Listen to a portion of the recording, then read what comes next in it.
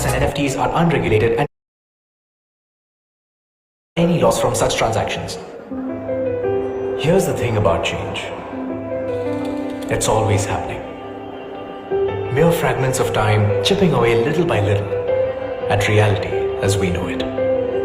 Until when we least expect, change does what it does best. It arrives. And all of a sudden, we find ourselves on the cusp of taking our next big leap. A whole new world entirely at our fingertips. Only this time, more open, more equal, more inclusive, and more fair. With the power to liberate in your hands and the responsibility to uphold its vision in ours. We are CoinDCX, catalysts of the digital world. Founded in 2018, we are India's leading crypto exchange. Trusted by over 1.3 crore users, supported by many top investors, and the hard work of more than 600 employees. Our efforts ensure equal access to a plethora of revolutionary new digital pursuits and enable interactions with an all-new decentralized digital world. Our products are safe, secure, and compliant. We also support many promising new ventures that help strengthen the broader digital ecosystem. And for those who seek it, we offer a comprehensive crypto education platform. A decentralized new digital world is upon us. Change is upon us. The only question is, are we willing to embrace it? CoinDCX.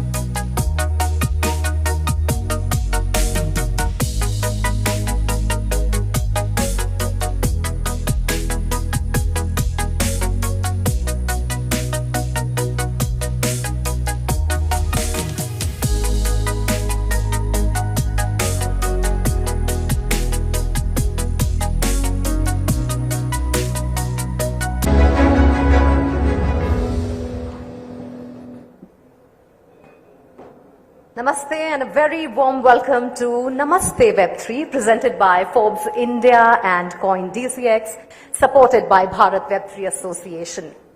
With Namaste Web3, we focus on making India Web3 ready. आप सभी का आज स्वागत है इस शाम में. मेरा नाम मुग्धा है और हम शुरुआत कर रहे हैं कुछ बहुत ही बेहतरीन बातों से. आपको मैं बता दूं कि आज की शाम बहुत पॉलिसी मेकर्स, लीडर्स, एक्सपर्ट्स यहाँ मौजूद होने वाले हैं और हम बहुत सारे ब्लॉकचेन से जुड़े हुए मसलों पर बात करेंगे. लेकिन पहले इंदौर शहर की बात कर लेते हैं. I am so happy to see so many of you here. From its diverse cultural tapestry to the thriving startup ecosystem, Indore's growth mirrors its ability to embrace change and foster innovation. And the city is very well shaping up to become India's next IT hub. In fact, आज मुझे बहुत खुशी हो रही है कि audience में इतनी सारी लड़कियां हैं and it's so good to see women interested in this blockchain journey. And अगर आपको पहले इवेंट्स के बारे में मैं बताऊं तो we have been to Ahmedabad, Pune, Bengaluru, Delhi, Hyderabad और हाल ही में हम जयपुर से होकर आए हैं जहां हम सारे इंडस्ट्री लीडर्स को और पॉलिसी मेकर्स को एक ही प्लेटफॉर्म पर लेकर आए. लेकिन यहां पर आने का जो मजा है वो थोड़ा अलग है और उसके बारे में आपको धीरे धीरे पता चलेगा कि क्यों. क्योंकि CoinDCX से जुड़े खास शख्स हैं, ये उनकी सिटी है. सो इंदौर की मेहमान नवाजी के लिए हम उनका भी बहुत बहुत शुक्रिया कर रहे हैं और साथ ही आप लोगों को देखकर यहाँ बहुत अच्छा लग रहा है. Well, let's start. In today's Namaste Web3 Indore chapter we will delve deep into the world of startups and how many of India's successful startup leaders are coming from tier 2 and tier 3 cities. Well, this also reflects the growing influence of the younger generation, known for their ambition, strong work ethics, skills in shaping the country's entrepreneurial landscape. And the new India, as we all say, is being made by these youngsters. Now, during the event tonight, we will explore synergy of blockchain technology and real-world applications with the aim to delve deep into what is driving Web3 adoption and fostering innovation and shaping a decentralized and transparent future. और हम उम्मीद कर रहे हैं कि हमारे बहुत अच्छे conversations हों. अगर कुछ challenges हैं तो उनके solutions हम ढूंढें and we will do that all together. और इस सभी जो discussions हो रहे हैं उसमें हम उम्मीद करेंगे कि आप भी हमारे participants बने, questions पूछे और अपने comments हमको पहुंचाइए. As I said, we have a fantastic lineup of guest speakers who will be shedding light on transformative potential of blockchain technology. Now, before we begin our proceedings, let me tell you a little about the Telegram channel that we have made.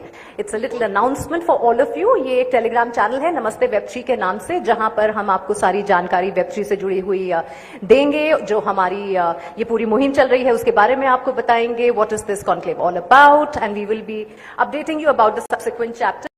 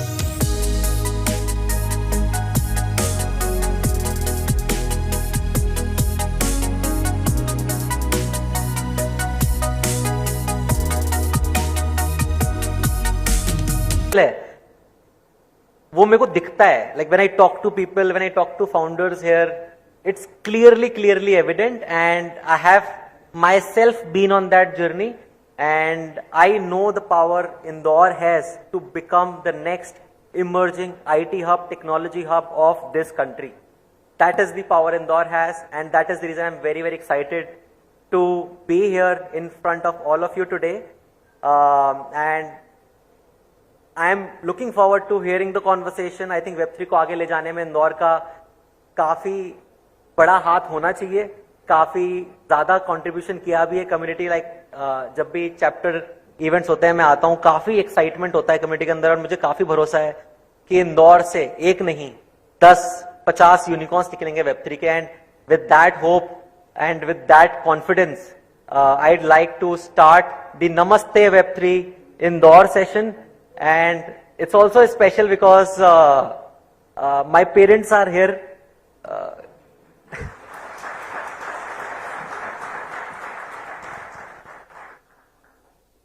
As a founder काफी emotional moment होता है जब आपके parents वगैरह हैं इस event पे. तो I am also very happy and excited. And thank you so much. With that I will pass on the mic to yes, please. Thank you so much.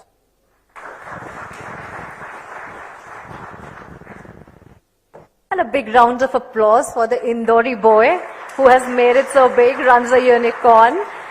And today, आज उनका पूरा परिवार यहाँ पर है. आप सभी का बहुत बहुत स्वागत है. So good to have you. And I wish you were part of all the other conclaves. लेकिन इंदौर में आप हैं तो आज तो आना आपका बिल्कुल बनता था. चलिए, before we move forward, let's take a look at what is life like at CoinDCX.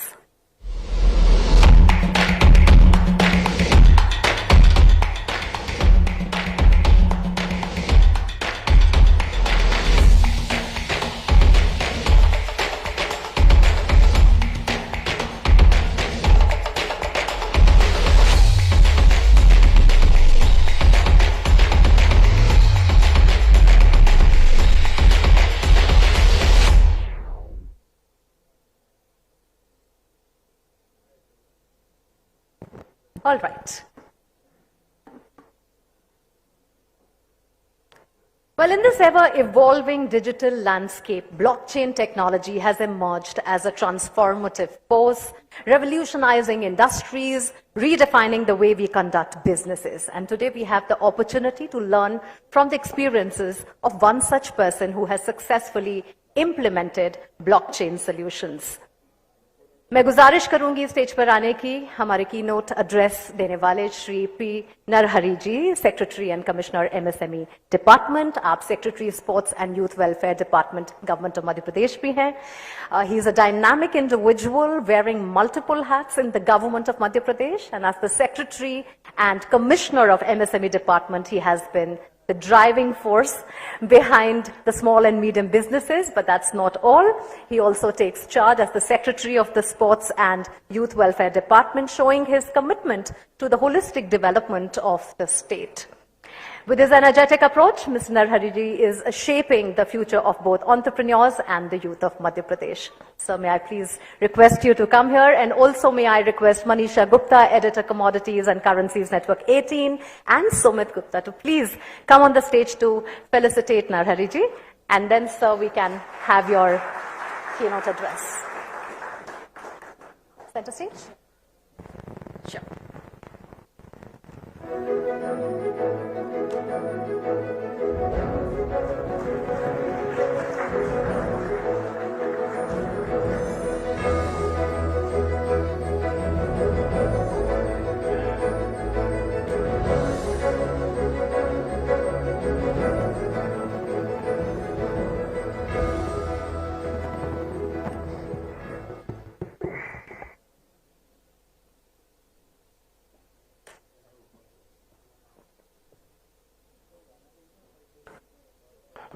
In Indore, you need to tell Namaste, Bhaiya, kaise ho?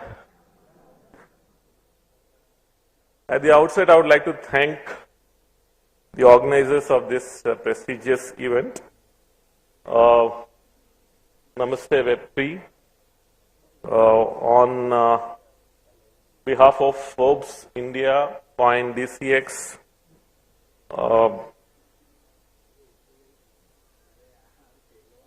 two people whom I need to thank. Sumit Gupta, founder CoinDCX,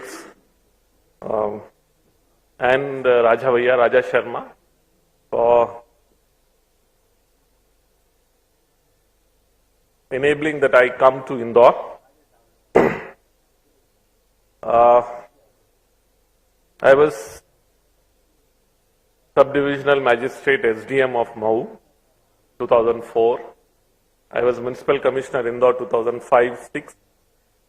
I was the Collector of Indore 2015, 16, 17. So, Indore holds a very special place for me. Because I was posted in 3 different capacities in Indore.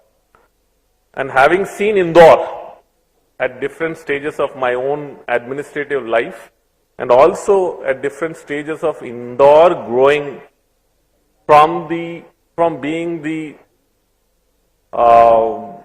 backyard of Mumbai to being Indore itself, the cleanest city that is still never has been beaten by any other state in the country.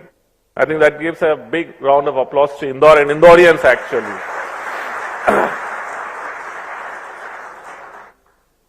So for many, I mean, I can see that all of you are from Indore, but somebody who's not from Indore. So a lot of it's been more than 6 years plus that I have left Indore as collector. I'm holding different positions at Bhopal as head of the department, as secretary, principal secretary of various departments. But still, people do ask me what is so special about Indore. So I always say that one most important and striking feature of Indore is its people. And I always say that Nelson Mandela, in his quotes, always says that any place is all because of its people. And so is Indore actually. For those who don't understand what Indore is, and I always say that for anybody who makes this big statements that, I am responsible for what Indore is, I would say they are making a false statement. Indore is all about Indoreans. And the reason why Indore is the cleanest city and the reason why Indore is one of the fastest growing cities in this country is that Indoreans hold a very special place, not only for themselves but also for their place. And I have traveled to more than 15 countries now, and having been in the administrative services, traveling to various parts of the country, when people ask me, when people see me, when we actually talk to each other, even when I go to my native place, and I need to tell you this very clearly, I belong to Telangana, and my mother still lives there, my kith and kin still live there. When I go back there, all my kith and kin or my relatives still, or my friends still feel that I am still posted in Indore even today, even after having left Indore for more than 6 years. So people do hold with lot of esteem and respect about Indore. So there's huge responsibility on all of us, and it is I'll be using, I'm yet to come to I'm just building the story of Indore actually. So, India is one of the fastest growing economies that we all understand, and I always quote this, we always need to have an idea, and I always say this, you need to know that if you have to go somewhere in future, you need to know where you have come from actually.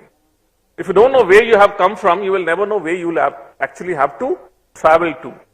So today, if we have to travel and become the largest economy in this world, and as our Honorable Prime Minister always says, is by 2047 we should be the largest economy in the world, and by 2025 we should be the third largest economy by touching about $5 trillion US. It's only possible that we very well prepare ourselves, and most importantly, our IT, our technology growth is at that pace that we are actually thinking of. So as I tell you about the story of India, this is very important that cities like Indore are going to play an extremely important role in the growth story of our country. India cannot touch and cannot become the world's largest economy unless until cities like Indore not only do well, but also shine very well in this growth story of our country. So here I would like to talk about few areas, how and what are the areas where we actually should focus on. What are the things, at least what Madhya Pradesh government is doing their bit in order to ensure that not only Madhya Pradesh, but in various nook and corners of Madhya Pradesh, how cities should grow in the near future. So if you see the global scenario, as far as the digital technologies are concerned, there is an increasing adoption of various of these technologies, and there are few emerging markets, and what I've been able to really understand from the beginning of this session is that there are so many areas like new technologies such as AI, Internet of Things, blockchain, and there are immense such new opportunities which are emerging.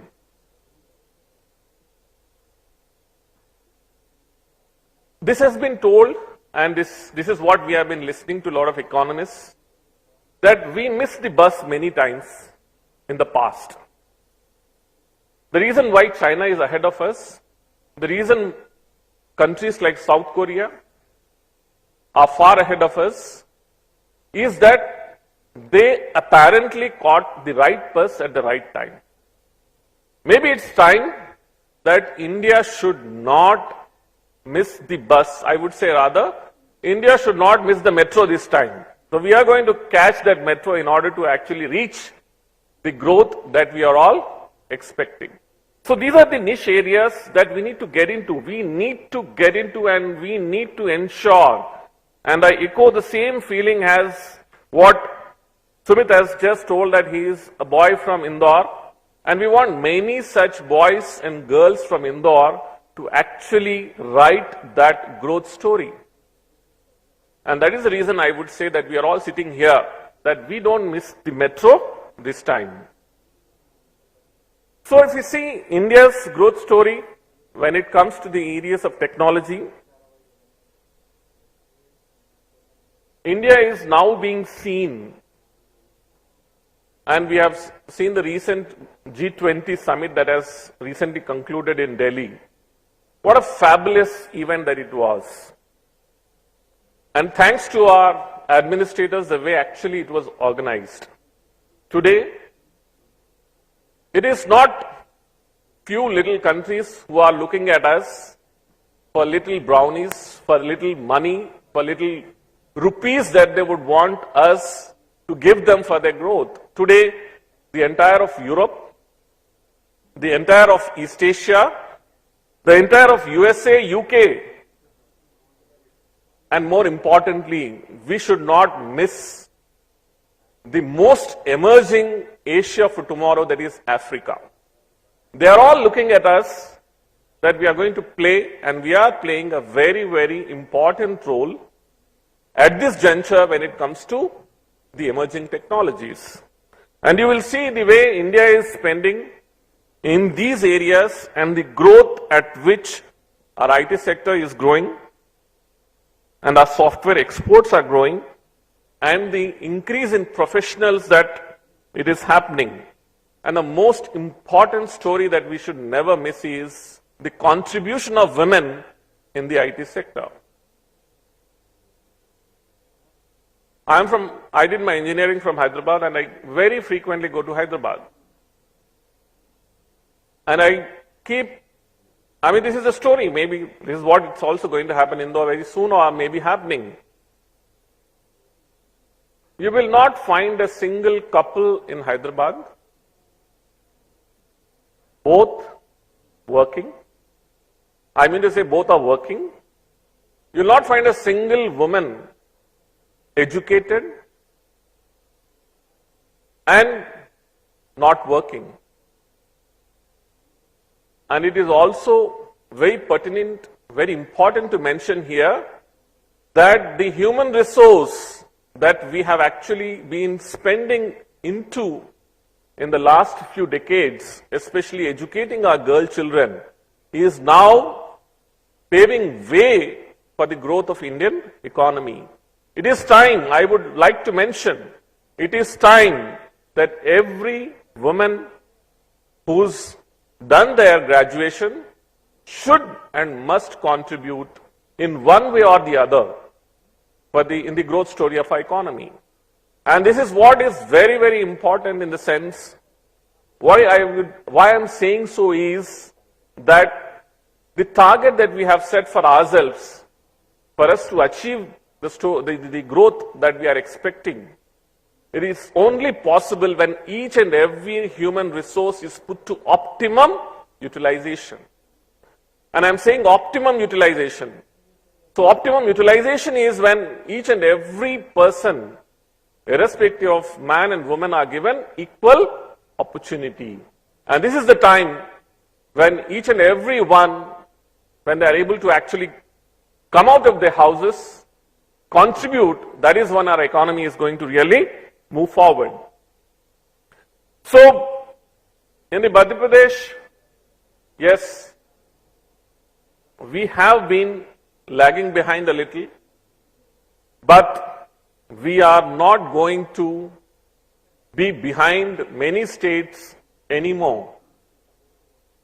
Madhya Pradesh is also and equally going to grow at the pace that we have set for ourselves. If India is going to become 5 trillion economy by 2025, we have ourselves also set that we are going to be, Madhya Pradesh is going to be 550 billion economy by 2025. So we have a target. We are not just moving ahead without any such target. We have our target, we have our roadmap. We very well understand what are going to be our milestones. So a good governance, good institutional presence, and vibrant ecosystem are the ones which are actually going to enable us to move forward. And time and again I would like to mention here that the contribution of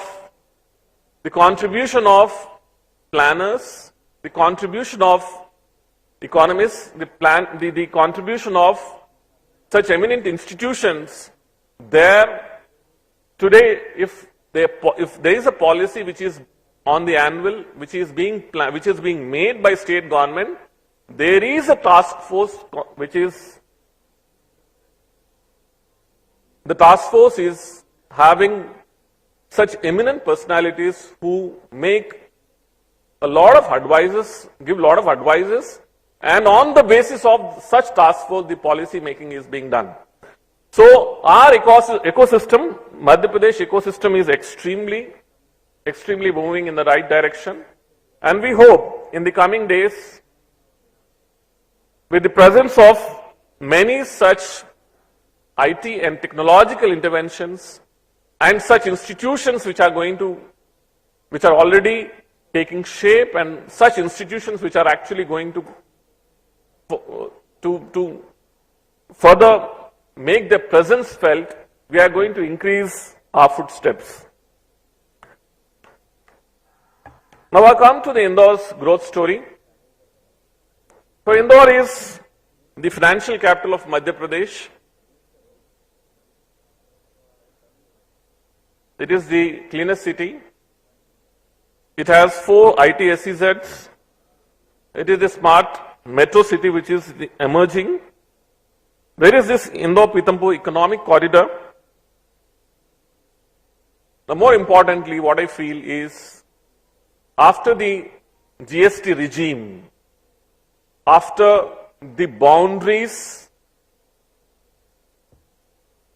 that have been removed after the GST regime that came into existence, the Tier 2, Tier 3 cities are the ones which are making the most important strides. Now, why I would like to mention this is that no longer, and I repeat this very well to each one of you, that no longer whether it is Government of India or the state governments are looking at the overgrown cities for economic development. It is going to be Tier 2, Tier 3 cities which are going to play an extremely important role. If you see the landscape of our Tier 1 cities as of now, you will quickly find that no longer people are going to stay in the Tier 1 cities for living. It is going to be Tier 2, Tier 3 cities which are very well going to thrive, not only economically, but also for living purposes. Now, this is what we need to understand, and this is the reason I would like to mention that the growth of India is going to be through its Tier 2 and Tier 3 cities, and Indore shines very well amongst all these cities that we look forward to. In those technological space, we started somewhere in the back. We have had some of the very well-known, renowned institutions like SGSITS, and later on there have been several such institutions which are actually taking shape.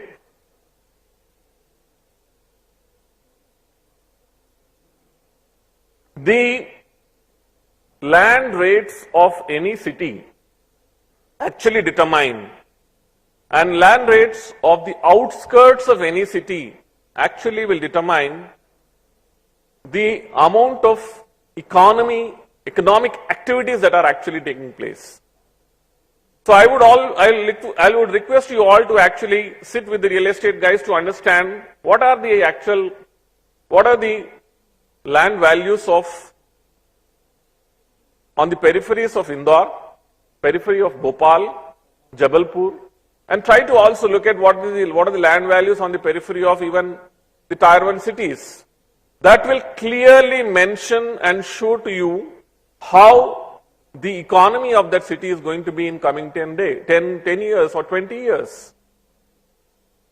Cities like Mumbai or cities like Delhi are now actually laying expressways just to commute from the center of the city to the outskirts of the city. Now you can very well understand the economic wastage of time and energy that is actually happening in bigger cities.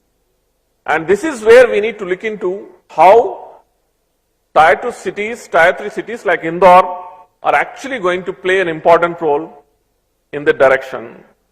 In the area of startups, and I'm very happy to say that only within a year of the new startup policy that we brought in, and this very place of Indore from where Honorable Prime Minister launched the new startup policy last year, today we have more than 3,400 startups. In comparison to last year, April, May, we were at 1,900 startups.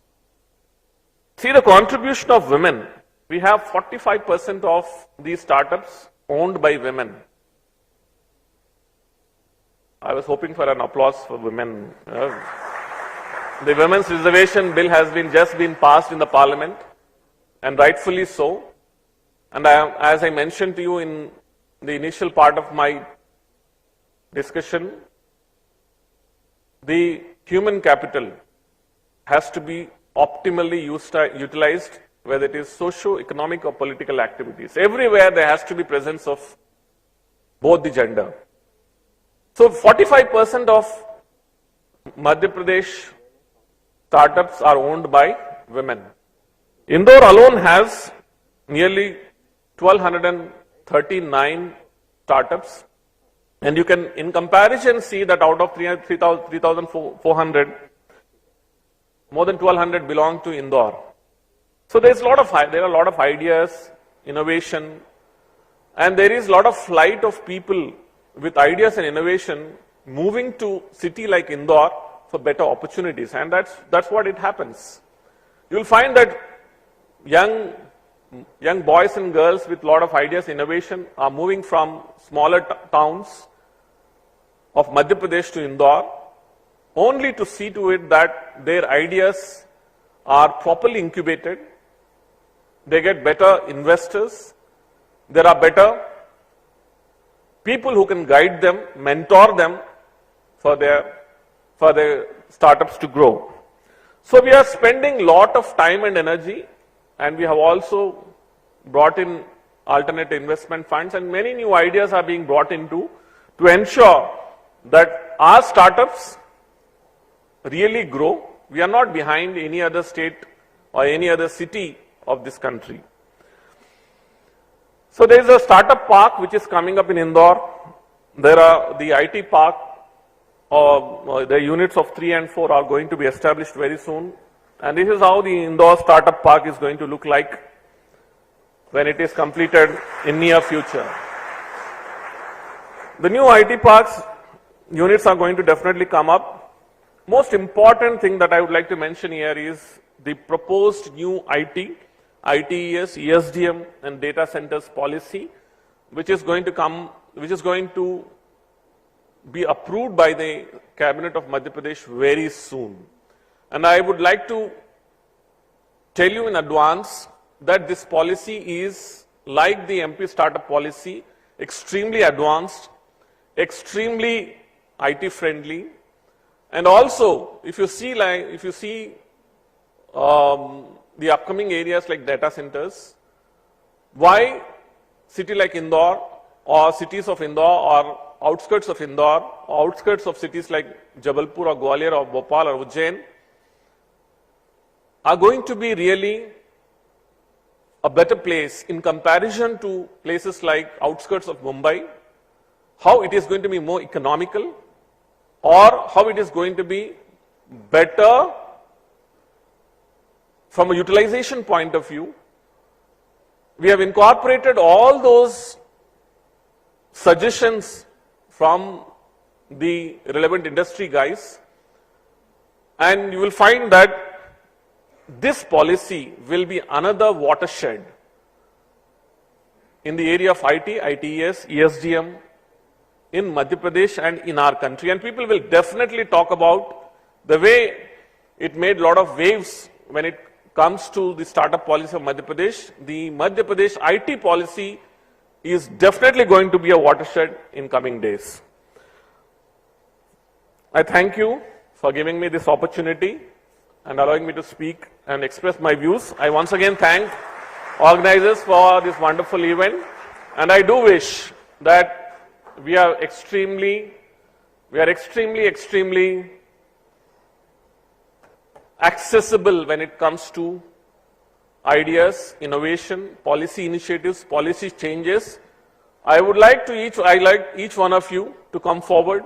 Let us know what better interventions we can make to ensure not only Indore, Madhya Pradesh and also India become the most sought after place when it comes to IT in the entire world. Thank you so much.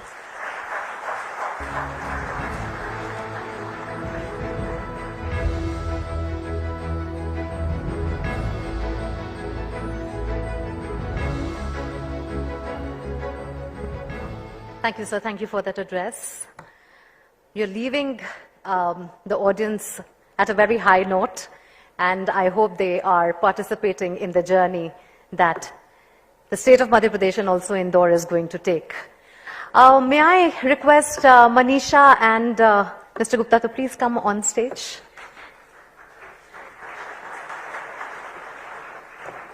Sumit, can I have you? and the entire CoinDCX team, if they are around, all of you. And of course, for the guest of honors, please put your hands together for Sumit Gupta's lovely family, who's here. Ma'am, please come. We would love to have you here for a photo opportunity with the team.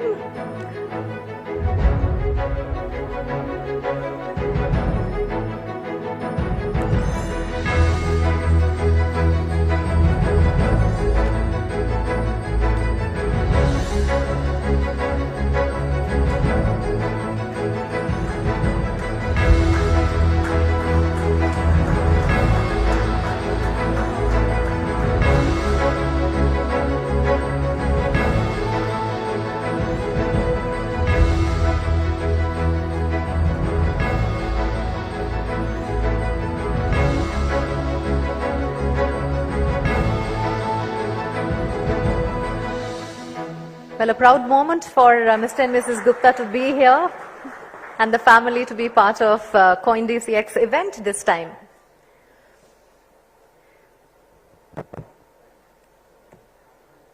All right, now this evening we have several panels for you and fireside chat as well, where industry leaders will delve into an array of subjects across the Web3 realm. But before we proceed to our first panel, I have an exciting announcement to make. CoinDCX is one of the leading Web3 players in India, you all know that, and it always organizes the biggest Web3 event of the year, जिसका नाम है Unfold 23. Now, Unfold event का नाम है और Unfold 23 के बारे में अब मैं आपको बताने जा रही हूँ. Unfold 23 एक global event है जिसमें ब्लॉकचेन को कैसे प्रमोट किया जाए, वेब3 की बात कैसे की जाए, क्रिप्टो इकोसिस्टम को कैसे डेवलप किया जाए और कैसे इन्वेस्टर्स, डेवलपर्स, ब्लॉकचेन एंथुसियास्ट्स को सबको एक साथ एक मंच पर लाने की कोशिश की जाए. ये लॉन्च हुआ था 2022 में और ये एक मैसिव सक्सेस था. This was a big event and we had fantastic speakers like Balaji Srinivasan, Sandeep Nailwal, Shailesh Lakhani and Hemant Mohapatra who shared their insights. Well, this year, Unfold 23 is going to be bigger and better, and the event will feature the world's largest multi-chain, multi-protocol hackathon with over 1,000 developers. Additionally, there will be about over 100 booths highlighting various products and projects, offering a glimpse into the latest innovations in the industry. So all of you, please mark your calendars and do not miss the chance to be part of the most significant and premier Web3 event of the year. और एक अच्छी खबर ये भी है कि आप लोगों के लिए एक special discount है. So there is a special discount of ₹500 for Namaste Web3 attendees. So make sure you are using a code which goes by NW500. And we'll tell you a little more about Unfold before I introduce you to the QR code that you can quickly scan for your discounts. All right, let's see.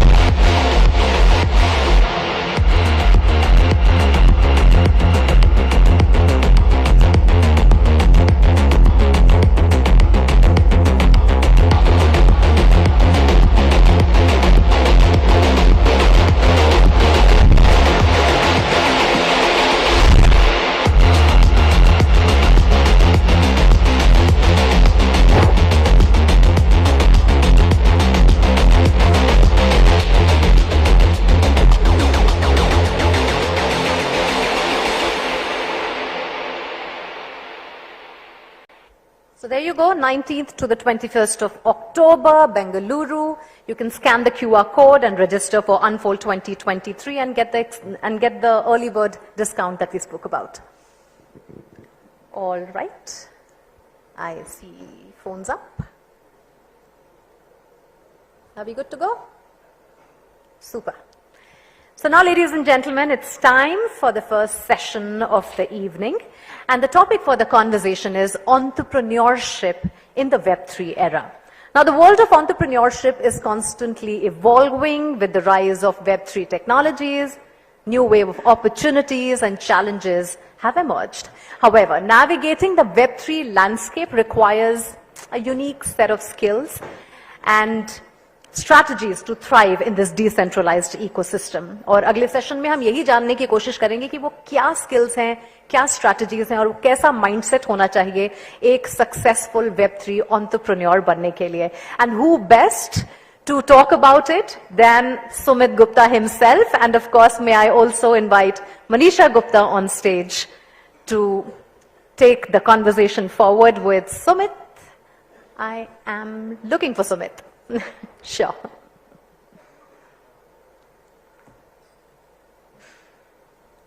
All right. In the meantime, Telegram channel आपको मैंने बताया उसके बारे में. अगर हमारे पास Telegram channel का QR code आ जाए तो फिर हम फटाफट से वो देख लेते हैं. So this is one channel that we are updating all our information at.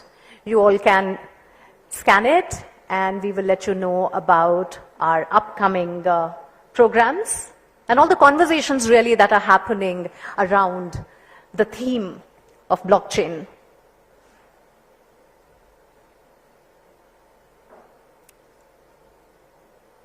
There is Sumit. All right. Manisha, Sumit, take over.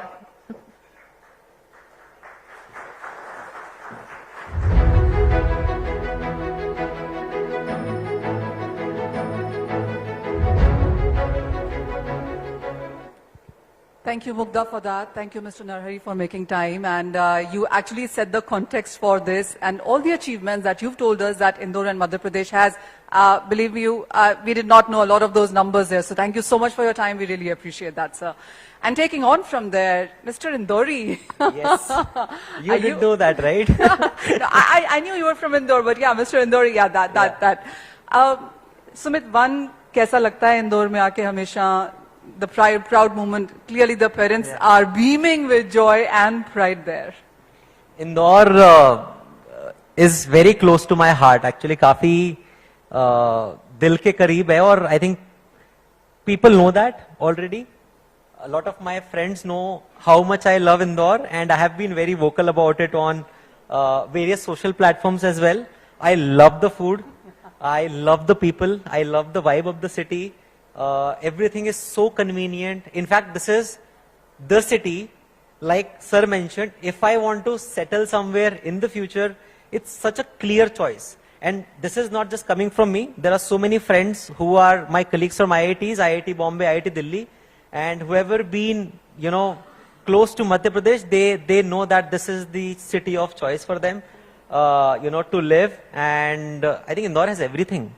Right? All the way from good food to good people to everything that you need in a city, right? Less traffic, unlike Bangalore. So yeah, I mean, it's always a pleasure and always a very happy feeling, very emotional feeling as well whenever I come to Indore and yeah.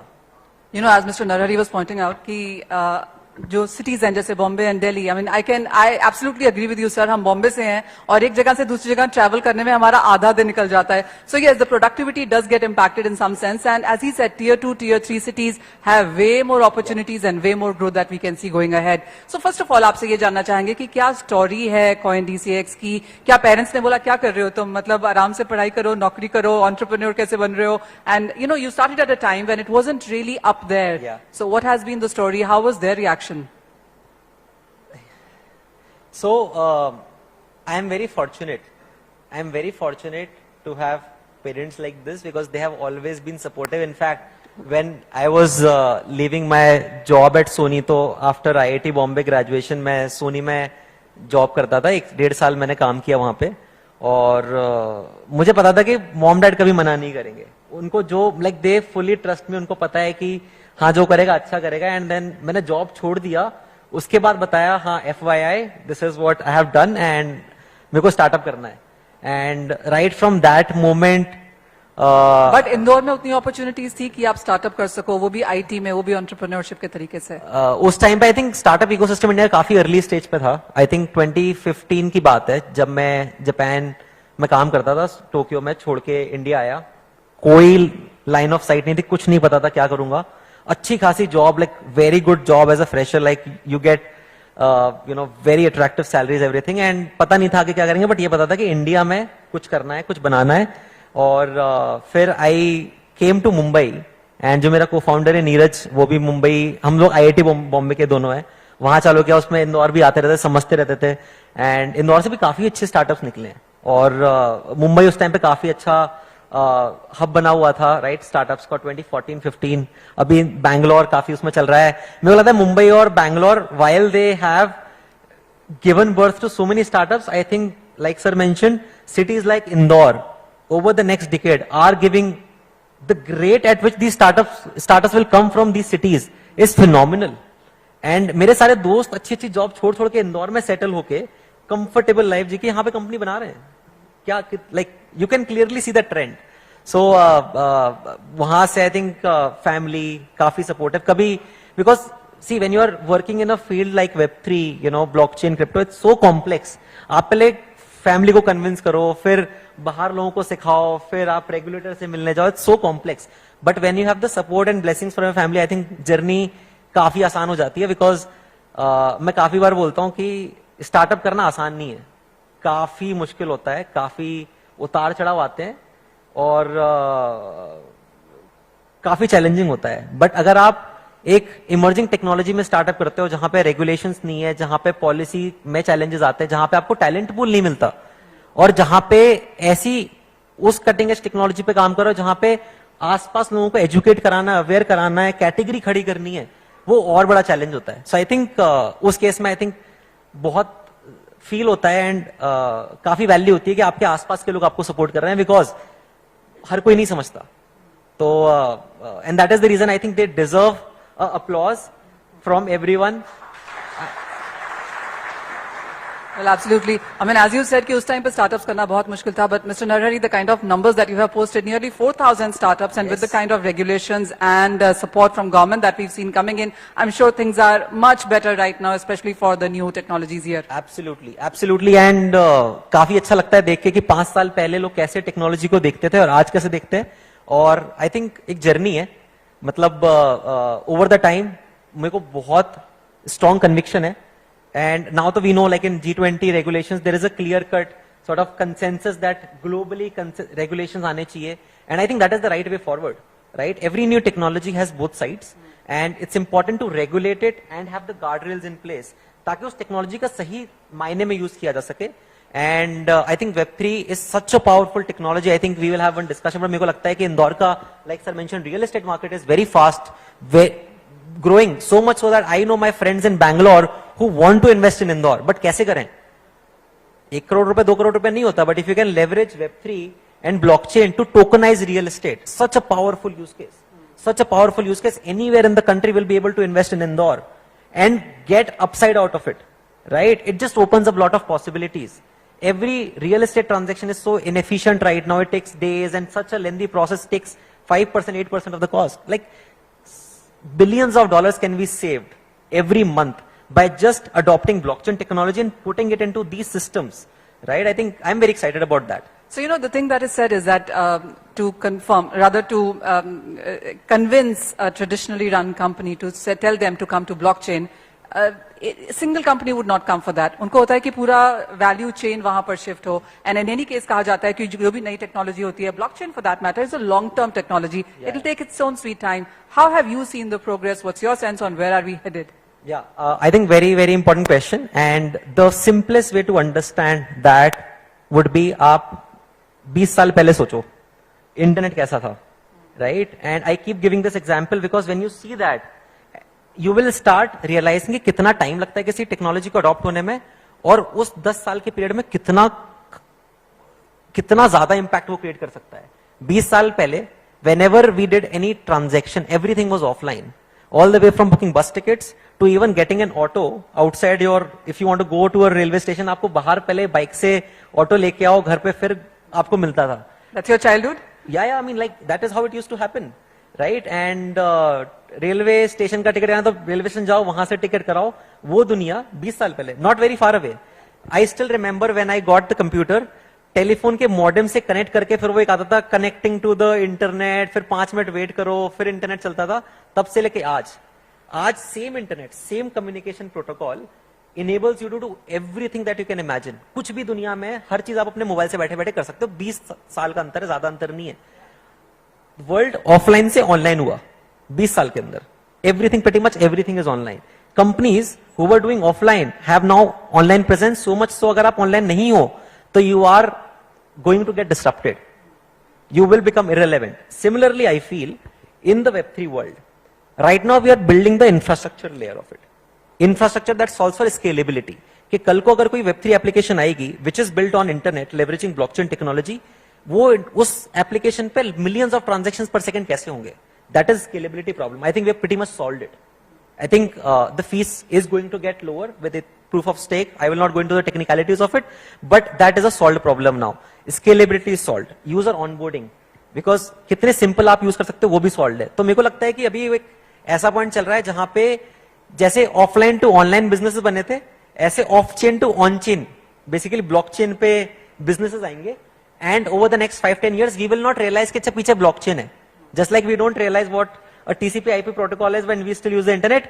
Similarly आप blockchain से interact कर रहे होगे, but the value that blockchain unlocks वो आपके सामने रहेगी. Very simple way में I think we are just about to enter that.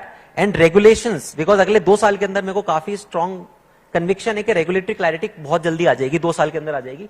उसके बाद आप देखोगे exponential growth in any country और एनी सिटी और any geography which leverages this at the right time. जैसे इंटरनेट के टाइम पे आपने सही लेवरेज कर लिया उसको, those places are going to get that exponential uptick. And that is what I am very very excited about. और मेरे को काफी दिल से, मतलब I would love to see Indian companies, Indian startups taking that jump and rising as a global Web3 superpower, and that's something that I feel India can very well do. And cities like Indore, the entrepreneurs of Indore can very well play a big role in that. You know, Sumit, with Web3, we've been to so many cities and states now. We've done Gujarat and we've done Rajasthan and we've done Delhi, and we've had state ministers, union ministers, lawyers, and, regulators also come in on stage and talk to us. And while everybody is very bullish and we've seen so much work done in every state, what is it that you are waiting for in sense of a regulatory approval? Would you say when we talk about tokenization, it still is an underexplored area? Yes, I think lot of these things are still at the early phases, and all of that will come from experimentation. When 4 young boys come together, try to solve a problem, they will fail. Probably they will not get it in the first go, but they will try again, because fundamentally the technology has value. Nobody can argue, like 100% clear. But the approach to solve that, right, may take certain attempts. It's okay. But until people try it out, we will not see that, right? I think in terms of use cases, we will start to see that coming up, right? All of that also is a function of regulatory clarity, because that gives scope for thousands of small startups to at least play in that sandbox. I think we have been early. We have done a lot of work in terms of talking to the policymaker, trying to educate them about the potential of blockchain. But I think when you see that, then you start seeing a uptick. But जैसे मेरे को लगता है कि अगले 2-3 साल के अंदर, for example, SEBI is doing experiment कि how can you tokenize real estate. उसका sandbox आ रहा है. कुछ स्टार्टअप उस पर काम करेंगे, पायलट करेंगे, चलेगा, स्केल करेंगे. तो वो चीजें मेरे को दिख रहा है कि अभी होना चालू होंगी. And I think the only support that is required for you to work, because a lot of these things are new, you require support from regulatory side as well. You start, even if it's a sandbox environment, experimentation playground, but वो चाहिए होता है startups को operate करने के लिए, otherwise कैसे काम करेंगे. तो I think जैसे जैसे वो enable होता जाएगा, वैसे वैसे मैंने खुद ने I have seen it on the ground कि एक बार आप मौका देके देखो इस स्पेस में. India 11% of global Web3 workforce is in India already, and it is doubling every year, right? And Dilip sir would agree, and we have seen it from so many reports. $1.1 trillion contribution can come from digital economy in the next 10 years. 1.1 trillion, that's 1/3 of country's GDP, almost. Such a huge contribution. So I think The moment sandbox is ready, the moment playground is ready, I'm very sure that you will see hundreds and thousands or lakhs of startup coming in over the next 10 years, cracking billion-dollar businesses out of this. So while we are all very bullish onto this one, but let's look at some challenges here as well. Last couple of years have been slightly slow when you look at this space. We've seen weaker numbers come in. We've also seen investments kind of slightly dwindle into this area. How have you seen startups, entrepreneurs, investments, funding within the space? Yeah, काफी last 2 years were quite challenging, but I think it was largely challenging from a market dynamics point of view. But to be honest, when you talk about building things, it doesn't matter. Of course, it serves as a fuel, but last 2 साल में जितने अच्छे serious startups आए हैं ना, crypto के अंदर, Web3 के अंदर, उतने मैंने नहीं देखे. And I think we have Mr. Mitra Bhargav ji here. Thank you so much for coming.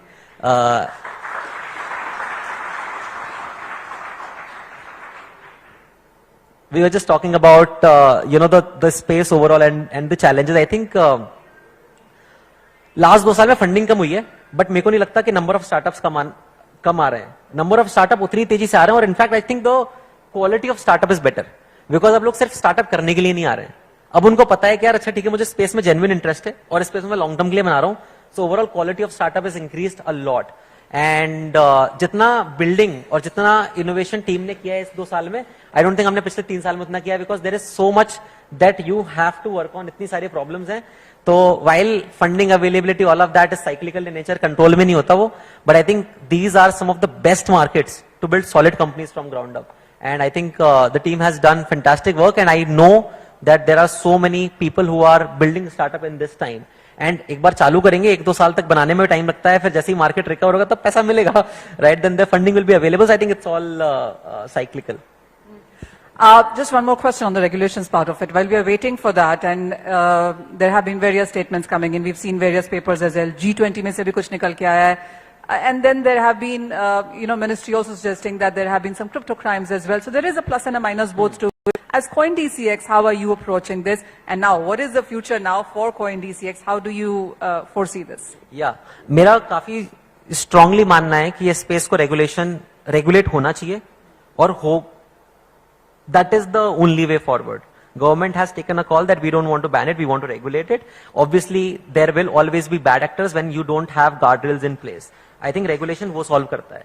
You will have sustained organic growth, which actually is long term in nature. So I think that goes without saying, right? That will come. When it comes to blockchain and crypto being used for some of the wrong activities, I think that is now getting solved one by one. If you look at the stats, and I can tell you a lot of people will be shocked, there are way lesser crimes or way less activity that happens with crypto versus if you compare with your fiat, or versus when you compare with your paper money, because that is not traceable. You can't you cannot know कि कहाँ पे कैसे move हो रहा है, but blockchain fundamentally is traceable. So the probability of you finding a person, even if that person does any wrong activity, is very, very high. And we have seen countries in the West started realizing, actually leveraging it to minimize the crime, which otherwise is very, very difficult, right? So I think that is one data point. Second is, so it's not like that right now, though there is no license, but we are an FIU registered entity. So we work with Ministry of Finance, we work with the FIU unit to make sure that there are no wrong activities that happens. So that is another thing. In terms of security, we have the latest security standards. In fact, 2 days back, we got the ISO 27001 2022 standard, which is, we are the first one and the only one to have in the VDA space. So we raise that high bar for ourselves, because हमारा goal as a company is not to build a unicorn or to build a company.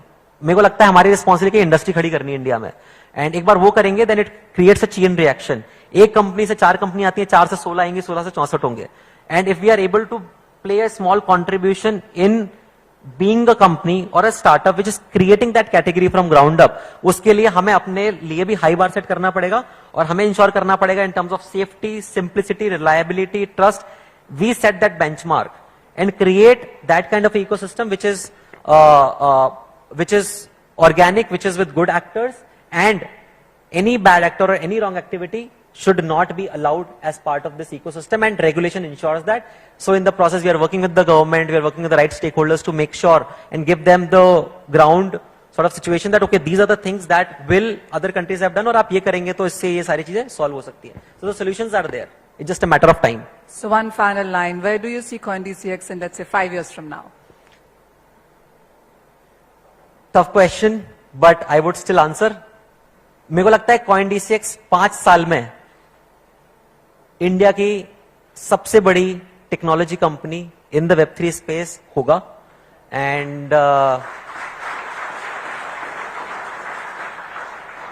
सिर्फ CoinDCX ही नहीं, because the success metric for me is not कि CoinDCX बड़ा बने. The success metric is industry बड़ी बने. Industry बड़ी बनेगी तो कंपनी तो अपने आप बड़ी हो जाएगी, राइट? ऐसे 100,000 स्टार्टअप्स, और मेरे को अच्छा लगेगा कि इंदौर, जयपुर, ऐसे सिटीज से वो निकल के आए, and not limited to Mumbai and Bangalore kind of cities. And उस रेस में मुझे लगता है कि टेक्नोलॉजी, क्योंकि technology has no physical boundaries, तो it is a level playing field for every city in the country. And I would love to see CoinDCX playing an active role in shaping that world where India will get to a $5 trillion economy, and the digital world contributing 1.1 trillion out of that, and Indian startups, if not $550 billion, but at least $100 billion or $200 billion to that number. That would be a good feeling. Absolutely. Thank you so much, Sumit, and it's pleasure talking to you, and we wish you all the success going forward. Thank you so Manisha. much. Thank you.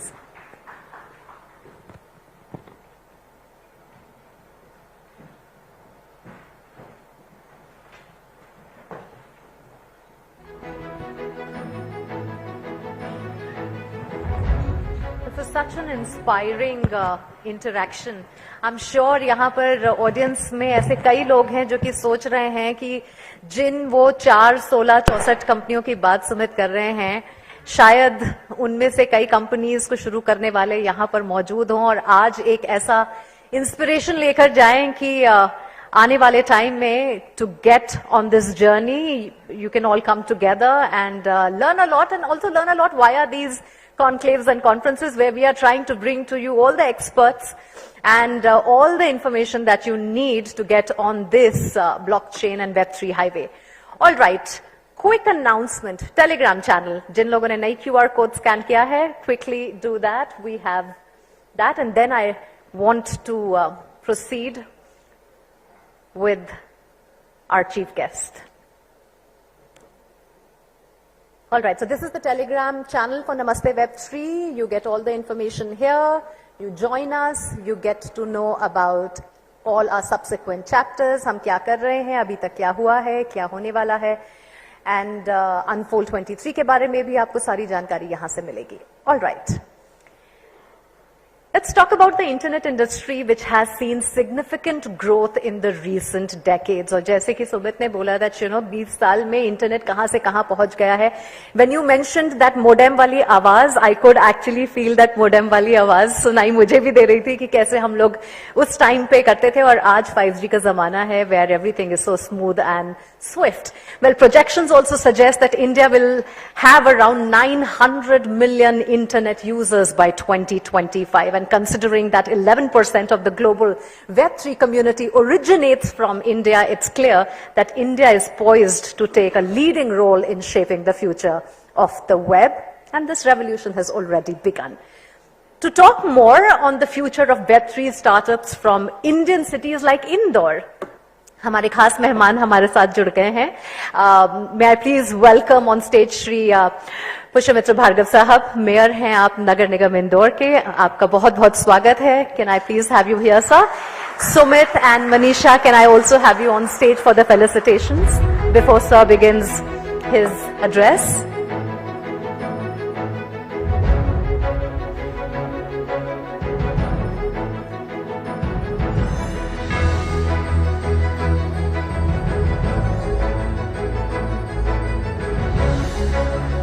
May I also request Mr. Narhari ji, please come here, sir, for a photo.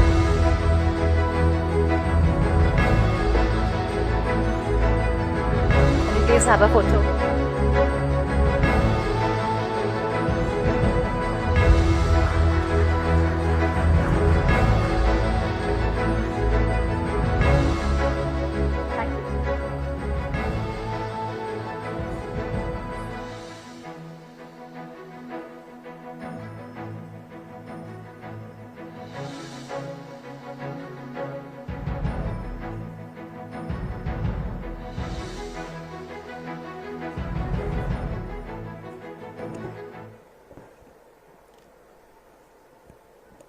Good afternoon, everybody.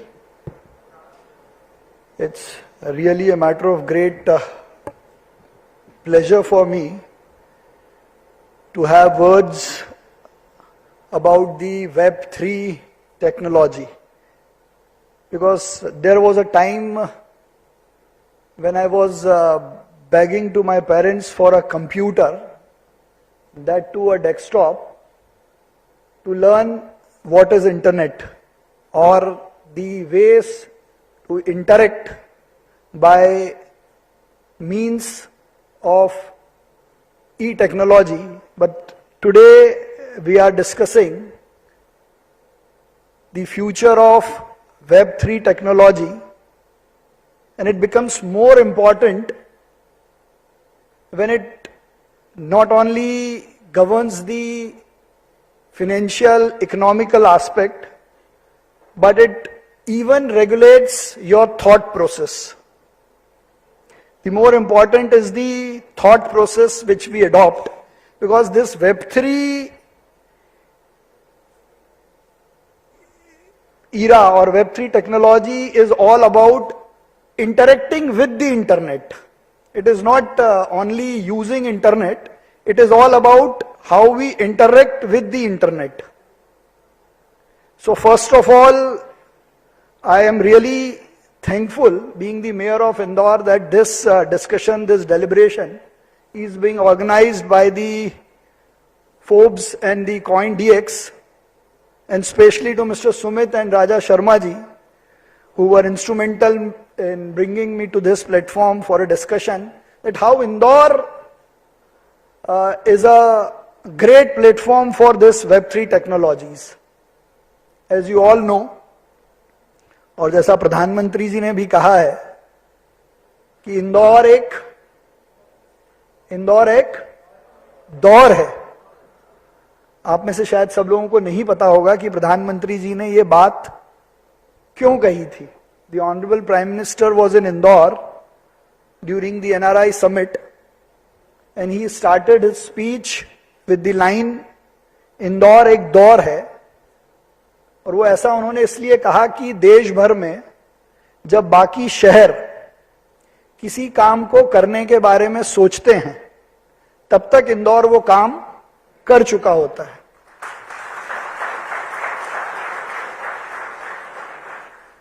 And it was not the only saying by the Honorable Prime Minister, we live by the example. Bharat का सबसे स्वच्छ शहर, भारत में स्वाद की राजधानी, भारत में सभ्यता और संस्कृति का केंद्र.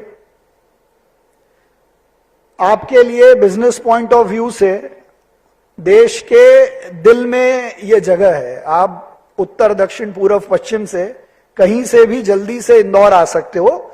What I am pointing out is the location of Indore. इसके अलावा the best part of Indore or the strength of Indore is its public participation, which we have proved yesterday by celebrating No Car Day. The first urban local body in India which has celebrated No Car Day as an experiment or as a practical to study that if n number of cars does not come on the road, what will be the impact on environment? What will be the preparations to be done by a public transport company or by the urban local body to prepare itself for the public transport in case the Honorable Chief Minister is inaugurating the metro rail on 30th of this month itself, or to prepare itself for the traffic management. So this is the strength of Indore. By giving one more example about our strength or the potential of Indore, we are the first urban local body in India which has come up with the green bonds. You might have heard about the public issues issued by the private companies and the public companies. but you might not have heard about the green bonds by an urban local body or by a Nagar Nigam or a corporation. With a plan to start a solar plant 70 kilometers away from Indore, we decided to issue public bonds, and that was the first green bond in India, and we got the approval of SEBI on the same day when the Honorable Finance Minister was reading the budget speech and mentioning thrice that the urban local bodies should come up with the public issues, and we were having the approval of SEBI. And now you won't believe, the issue was for 244 CR. How much? It was for 244 CR, which closed in 3 days, and the total subscription was 721 CR. And recently the SEBI has published the final data, and the best part is, for the development of Indore, for the green bonds of Indore, almost every state of India has made the investment. All 28 states has made the investment. So now coming to the topic of the Web3 future and the platform of Indore, we have almost 3,000 plus startups in Madhya Pradesh, and we are the first state in Madhya Pradesh to come up with the startup policy. Now once we have the policy, we have the idea, we have the vision, so it will be easy for any XYZ company to come and start or to float his or her idea. Being from a legal background, the only challenge which I look or I can foresee is the lack of actual regulation or actual regulating bodies from the point of view of having a regulation which is right now under process. The data protection law, the amendments in the information technology law. But as far as Indore is concerned, the students, the youth is so robust, so potential, which can give you all three aspects which are required for Web3. Number one, decentralized financing. Number two, the e-contracts, or we can call them the smart contracts. So we have the potential, the youth of Indore or the Madhya Pradesh has a great potential to draw, build and make n number of automated contracts which can help the upcoming startups or the MSMEs or the companies which are interested in using this platform. Now the new era, the new world is all about use of proper technology, which I think Sumit Sawan is also here, Kaushik is also here, I just met Kaushik also. So all these young boys are doing so great with their ideas, innovations. Now one thing which I want to add from my side is that apart from smart contracts, decentralized financing or the cryptocurrencies, this Web3 revolution should also include the designing and creative part. The youth from the background or from the area of designing and creativity should come up with the startups which can be a background or could be the front phase of all these startups to portray their ideas in good words, good art. So for all this, Indore from our side is ready. What we only need is the platforms which can promote all such type of things, and I am very happy to conclude this part that the officers like Mr. P. Narari who was also the Commissioner of Indore, now looking after the small scale industries and the other development part, is so efficient, so unique with his ideas, is always ready to give the platform. So I welcome to all young minds, not only by saying this. Day before yesterday, Indore Nagar Nigam has already announced Mayor's Idea for Indore Challenge. So from this platform of Forbes and Unicorn CoinDCX, I again announce that Mayor's Idea Challenge for young entrepreneurs, young minds. If they can come up with the ideas for 42 different departments of Indore Nagar Nigam to upgrade it, to decentralize it, to finance it in any way they wish to, or an idea to make Indore digitally strong. I thank again all of you for making me part of this discussion and deliberation. Thank you.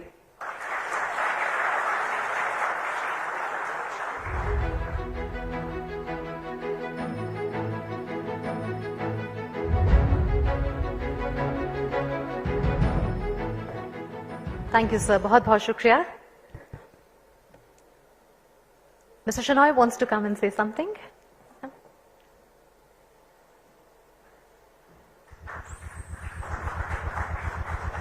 Honorable Mayor Sir, I just want to make a suggestion to you. जैसे आपने कहा था इंदौर एक दौर है, तो अभी जो रेगुलेटरी सैंडबॉक्स जो तेलंगाना या हर जगह किया गया है, वो एक स्टेट लेवल पे है. आपने ग्रीन बॉन्ड्स इशू करके एक फर्स्ट स्टेप लिया है. आप जो आइडिया का हैकाथॉन है, how do you use blockchain and वेब3 technology to improve efficiency and get funds at a city level? अगर आप ऐसे हैकाथॉन करें, I am sure Sumit will be happy to take the lead in organizing it in Indore. You can actually revolutionize what is happening here. When Sir Narari was presenting, he said that Indore is already digital, right?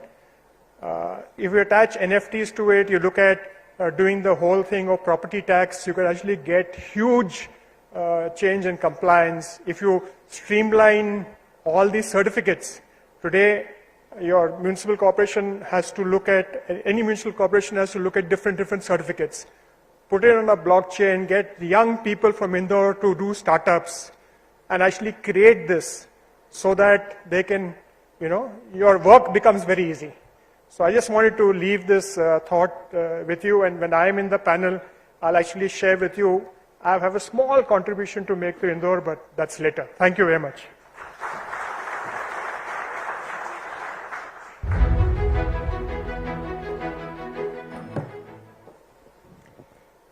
All right, time now to move to our first panel discussion, which is about Web3 and entrepreneurship. और इस discussion में हम कोशिश करेंगे देखने की कि Web3 कैसे इनोवेशन को ड्राइव कर रहा है, साथ ही स्टार्टअप्स जो हैं वो कैसे काम कर रहे हैं, और इस पूरे एंटरप्रेन्योरियल सीन में आप अपने आप को कहाँ देखते हैं, क्या चैलेंजेस हो सकते हैं, उनके सॉल्यूशंस भी ढूंढते हैं और बातचीत करते हैं. So all right, put your hands together for the first panel of the evening.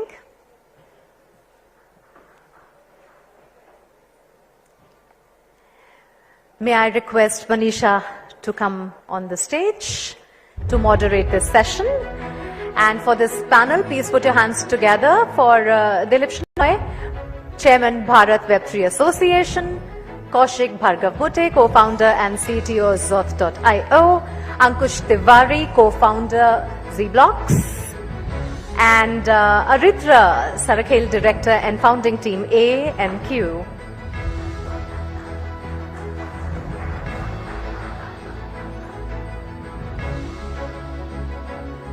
Mukta, thank you. And what great conversations have we had earlier already, and so much strong stuff done. And Mr. Shenoy, let me start with you because you had something to say, and Indore clearly seems to be bubbling, buzzing with joy right now. We've seen great numbers right now. what is your sense on what needs to be done? You said you've done something for Indore as well, with Indore as well. Let's start with that first. Thank you, Manisha.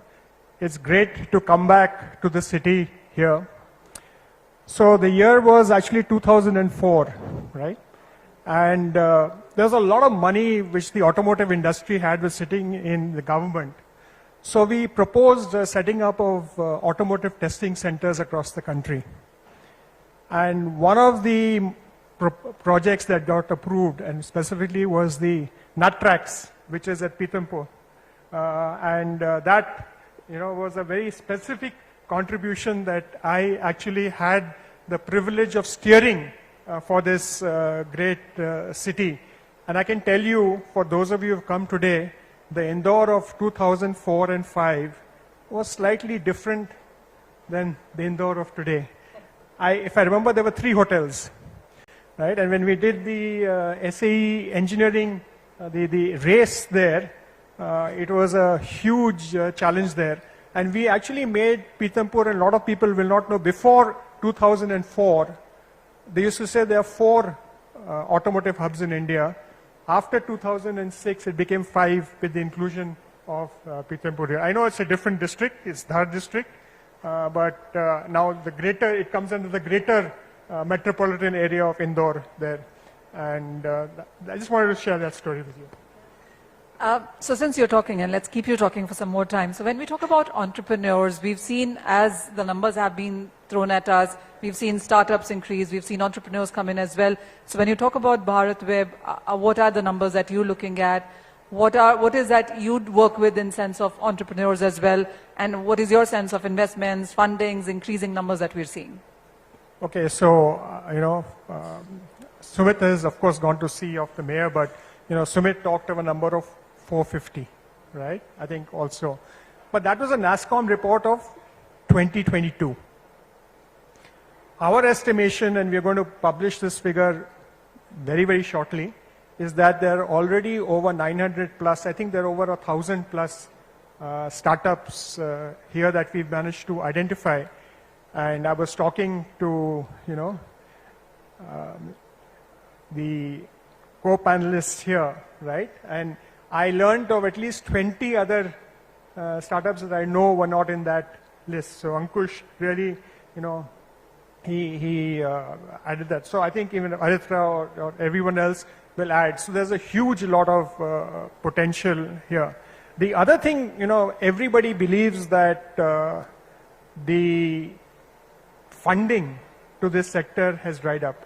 But if you look at the Emerging Technologies Index and you look at the study which has just recently been released by them, close to $1 billion, right, has been invested in this space in new startups, which is greater than e-commerce and a lot of other sectors that we think are important, right? The third thing that is happening here is all Web3 companies, right, including CoinDCX, have set up investment arms who fund up to, $100,000, etc., for startups. Every chain company, layer 1 chain company or layer 2 company, everyone has a funding to give to startups. And if you use their technology, right, and you find a use case, no matter if you locate it in Indore or any other place in Madhya Pradesh or Delhi or Bangalore or Mumbai, you have the opportunity to get funded, right? Everyone talks about the 1.1 trillion thing, right? Now, what Arthur D. Little has said is that you're going to see this Web3 technology being about 10% of the GDP in 3 to 4 years, right? And every company, right? So if you look at Peter Diamandis, who's of Singularity University, he says that there will be 2 types of companies, one that will use AI and others who are dead. I think in the Web3 space, there will be companies who use Web3 or they are not competitive. I won't say they cease to exist, that's going, not his stature, but I believe that will actually happen. The other thing is that blockchain and AI are complementary. In fact, they both feed into each other. One challenge with AI is that you can't trust it because it can create an avatar of all of us sitting here and do a parallel discussion happening there which you don't know about. But if you use blockchain at the back end, that will not happen. Okay? So, and similarly, you know, blockchain is all about smart contracts, right? And, you know, how do you hack? You can use AI to predict hacks and, you know, strengthen blockchain. So, and both these sectors, right, are today growing at a CAGR of 39%, which is the blockchain, and 47.9%, I think, is AI. And they're going to both grow. And like what Sumit said in the last, when you were having the chat with him, if this sector grows and if people in this room actually participate in it and we have the regulatory clarity, we will see a disproportionate value of the global ecosystem actually happening in India. And that is the potential that all of us in the room have the ability to contribute to. Well, absolutely. We've seen stronger numbers and absolute strong convictions happen here. But let's talk to other panelists as well. And Kaushik, let me start with you. You know, entrepreneurs, startups, those numbers are strong. And the numbers that Sumit and the honorable guest and Mr. Shenoy also seem to be throwing up. One, what's your take on all of these numbers? And, you know, there still are a lot of uncertainties. I mean, we are betting on very strong inclusion from here on. But from where we start right now, how would you look at an entrepreneur? What would you say needs to be done in this space? And what are the numbers that you're working with? Yeah. So from my point of view regarding entrepreneurship in Web3 space, I think India is anyways leading. Like recently, there was Token 2049 going on, and you see tons of Indian startups, not just, you know, going there attending, but they are flag bearers in several, especially infrastructure plays, right? I think that is what I would bet on. India has one of the biggest talent hubs, like people who have built, people have achieved things like Polygon did and even CoinDCX as well. But that is, I guess, one of our core strengths to build infrastructure, and Web3 as a technology itself is heavily banking infrastructure, right? And we as builders have the biggest opportunity out there in the world.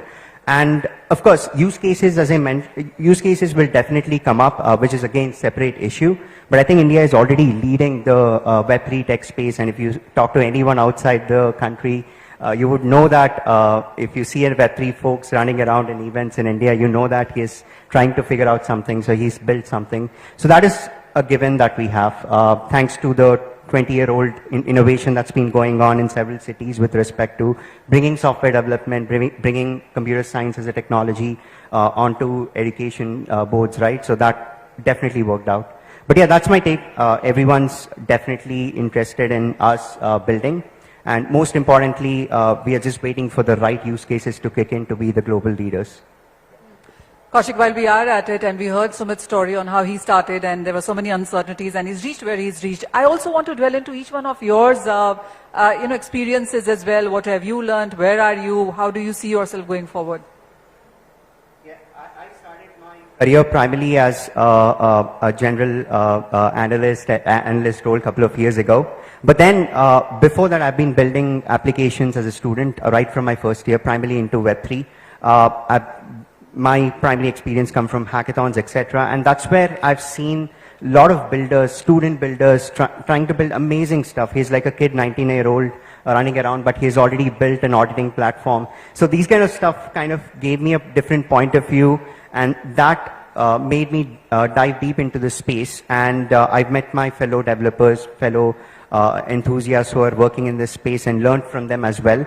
One thing that is for sure that you see across Indian student communities and also developer communities is people are enthusiastic in terms of collaborating. If you want to build something together, if you want to go for a hackathon, you can just go jam at the hackathon and get some bounties and come back. That's always a culture that has been there. But as an entrepreneur, when I was doing my corporate job, I was primarily working at AB InBev, world's largest beer company. I was working as a blockchain innovation lead. I was bringing external innovation into the company, beer company getting into a lot of blockchain activities, I Budweiser. had too much to drink one day and decided to start on my own. No. I used to, but then different lifestyle. But then there I've realized that at the end, corporates are going to lead this space, but then they're not going to be the flag bearers. They'll come after everyone has took their beatings, everyone's fallen down, and now people have figured out, then corporates will enter. So I want to be on the other side, on the frontiers, waging the war instead of like being in the corporate, waiting for the right time. So I think that made me sort of like move out and start something of my own. I would say the opportunities are definitely there. There is definitely difficulties in raising for funds that is out there, but if you have a business use case, especially that has a correct market fit, there will be definitely a good time where you can raise. But I feel like that is something which the past 2 years, with respect to the market, a lot of startups that have just been hyping up tokens, hyping up valuations have gone down. At least their banks are getting down, bank balances are getting down. So the ones that are going to genuinely focus on right use cases are going to stay, and those are the ones who's going to be the flag bearers, as I mentioned. I know this is slightly a personal question, but did family support, do friends support, or is it like too much conviction and you know this is what you want to do? Yeah, I mean, my family in general is a traditional family. I come from a very traditional city in North Telangana. But then I think for them, it's more of it all depends upon the person, right? If they trust you, if they believe that you can do something, not just by words, but if you have done something also in the past, small things that can define your beliefs and how strong you want to achieve something.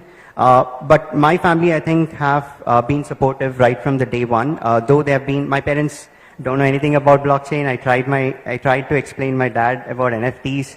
But then it was a difficult conversation. But overall, I think when you see results, it's not like you spend 1 year and you don't see anything, right? You see some results, you see some momentum. I think sharing those small achievements with them kind of keeps them happy as well. And that's what I'm banking on. Ankush, because this panel is all about entrepreneurs and we want to understand on what have been the challenges. When the market is going up, charti market mein sab kuch acha lagta hai, and we've seen that boom, we've seen that top there. Right now it's slightly uncertain, we're still waiting for a lot of things, but the numbers have been quite great. Where do you see yourself right now? So, I entered Web3 with a little bit of gray hairs. So my previous startup was into cybersecurity on mobile devices, and I started that in 2010. And I was hearing Sumit, there were challenges we hear. I heard challenges, when I was hiring. I started entrepreneurship journey very early, like 2006-07 in India. And first challenge I faced when I was hiring people, and I had to consult their parents also, कि यार मेरा बच्चा आपकी company join करेगा, इसकी शादी करानी है मुझे. So I have to tell him that he works for a large company, तो उसकी शादी नहीं होगी, आपकी कंपनी ज्वाइन करेगा. He finds everything good. So trust me, I had to consult parents that your son is safe with me and he will have a career with my company. So coming from that, previous company was into Mobilia, where we did cybersecurity on mobile devices. 2010 started very early. Again, nobody gave us a year, but we proudly claim that today we are on every Android device that ships across the globe. The security is enabled by us on that. So I exited that company in 2018, and I was looking up what next. Did my handcuff period post acquisition. And we coming from strong enterprise backgrounds, Web3 was very fascinating for us. Here there's a lot of potential, and when we looked at closely, we always found there is a lot of potential in this tech. But I think in the enterprise system, it is still waiting for the next year, every next year to arrive. And when we looked at closely, our thought was, I think you have to look at an ecosystem build-up phase, and I love what Sumit said. There's an infrastructure build-up phase that is happening. And we builders, we jump onto the use cases very early. I think today we are a more digital nation or a digital generation than whatever we were at any point of time, right? So everybody wants to think about what is the use case on top of this, right? Now think about when Intel was getting built, the processor. Did anybody thought that a Mac could run on it and a Windows could run on it, and what you could build on a Windows or a Mac or an Android that today runs, right? I mean, they are pretty much different architecture. No chipset company would ever thought that somebody could an Airbnb on top of that and there could be something running on cloud. See, this is not think about the people who are building an infrastructure, right? So we are building infrastructure. We don't think what people can build on top of blockchain. All we need to make sure is that today the tech needs to be decentralized. It's super critical that tech needs decentralization. And if you look at, I think the world is getting decentralized. The world is getting deglobalized.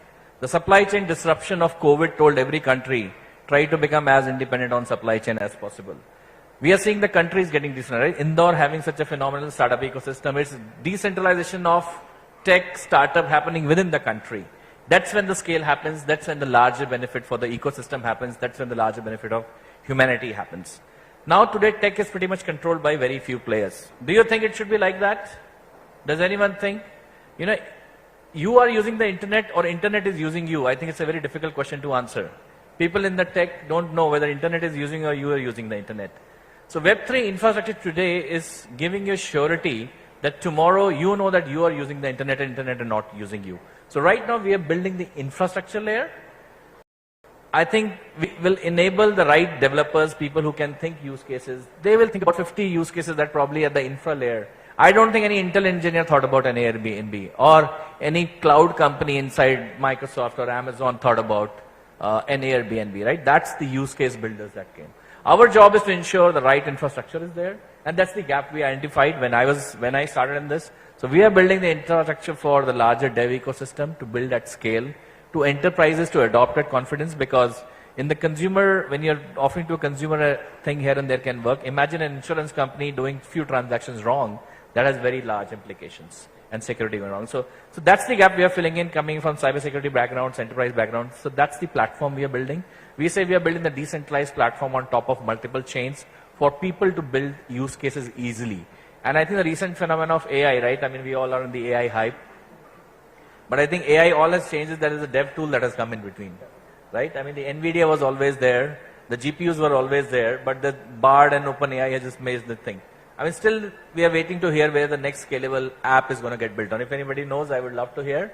But still, the builders now, they will build. Now, it's not the job of OpenAI to think about the use cases. The use cases will come from people sitting in this room or people thinking apps. And we as infrastructure, we just have to enable that, and that's what we are doing. All right, Aritha, to you then, and we meet again. Meet again. But the last time we met, we didn't hear on how you started or how you got into the space. And again, same question to you. Where do you think we are right now? What are the challenges that the street is facing? The way I started was, I think a lot of founders hated us because we used to do investigations into the crypto crimes back in 2015-16. I used to be with Economic Times those days. So that's when I realized what was happening in India. Those were the wild west of crypto back then. People were creating ATMs where you could trade rupee and Bitcoin. All of those things were happening in Bangalore. But from that till now, I think a lot of things have changed. I was on the opposite side of the ecosystem, right? I was in another exchange doing the same thing before we decided what can be done in India in a much more structured manner, because we keep hearing that you can't do a lot of decentralized businesses in India, which I think is wrong. If you know how RBI works, Reserve Bank of India, RBI is more decentralized than most of the crypto companies I know. I mean, when RBI comes with the decision making, it comes through 3 layers of panels and all of that, right?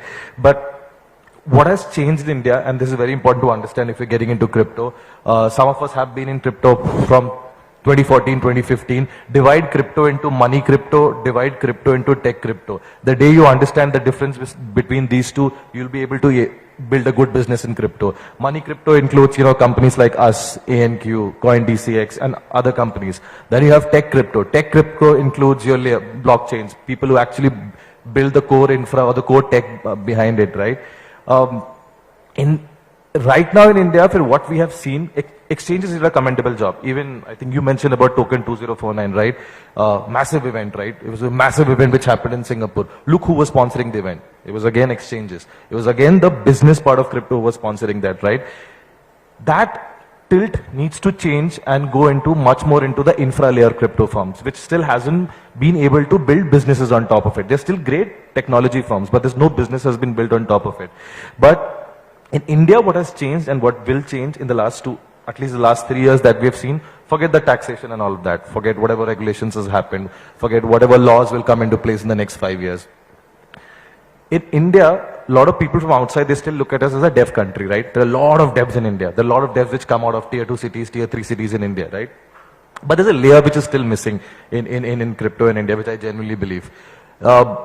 If you have participated in any Web3 hackathon in India, the large ones that are conducted in Bangalore or the online ones which are conducted, you have people coming in who can code. You have people coming in who could build a part of the infra. But what's really missing in India, which is what I find disappointing and which needs to be changed a lot, but people not building businesses on top of these layer 1 blockchains. People are not actually building use cases on top of these L1 and L2s.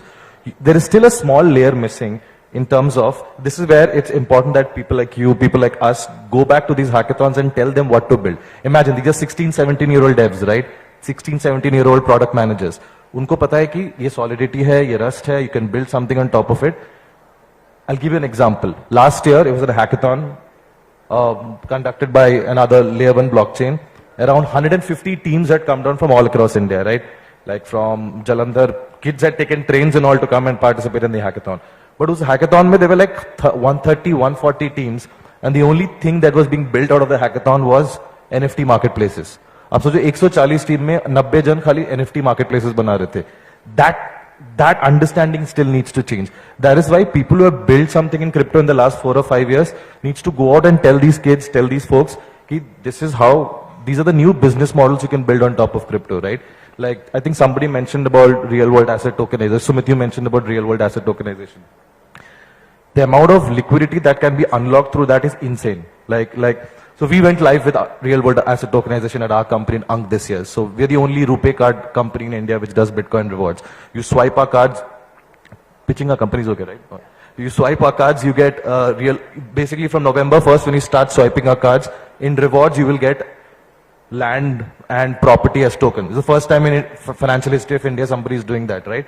Now, we never talked about the tech part of it. This is very important to do. Exchanges have done a fantastic job. People like DCX have done a fantastic job over the years in onboarding these bunch of 10, 15, 20 million users.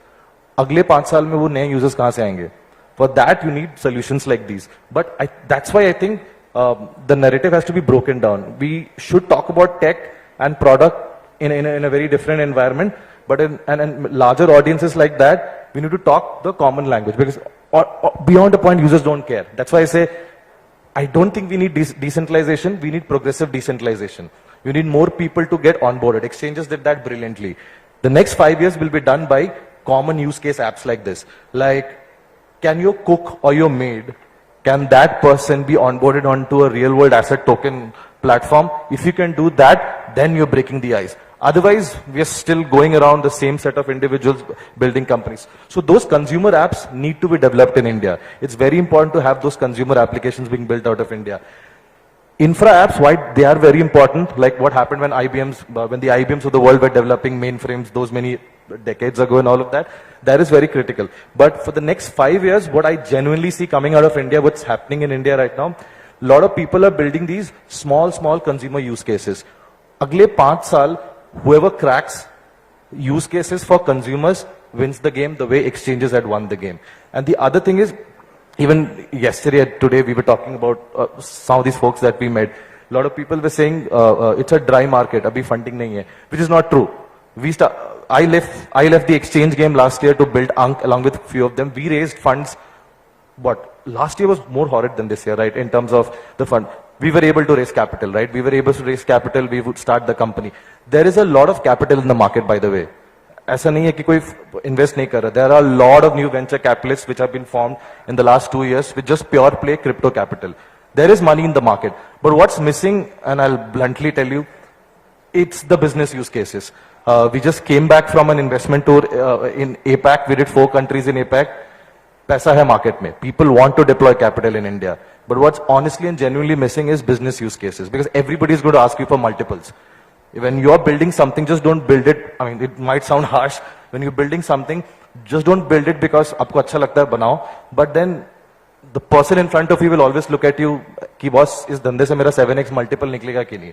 So there is a lot of capital in the market.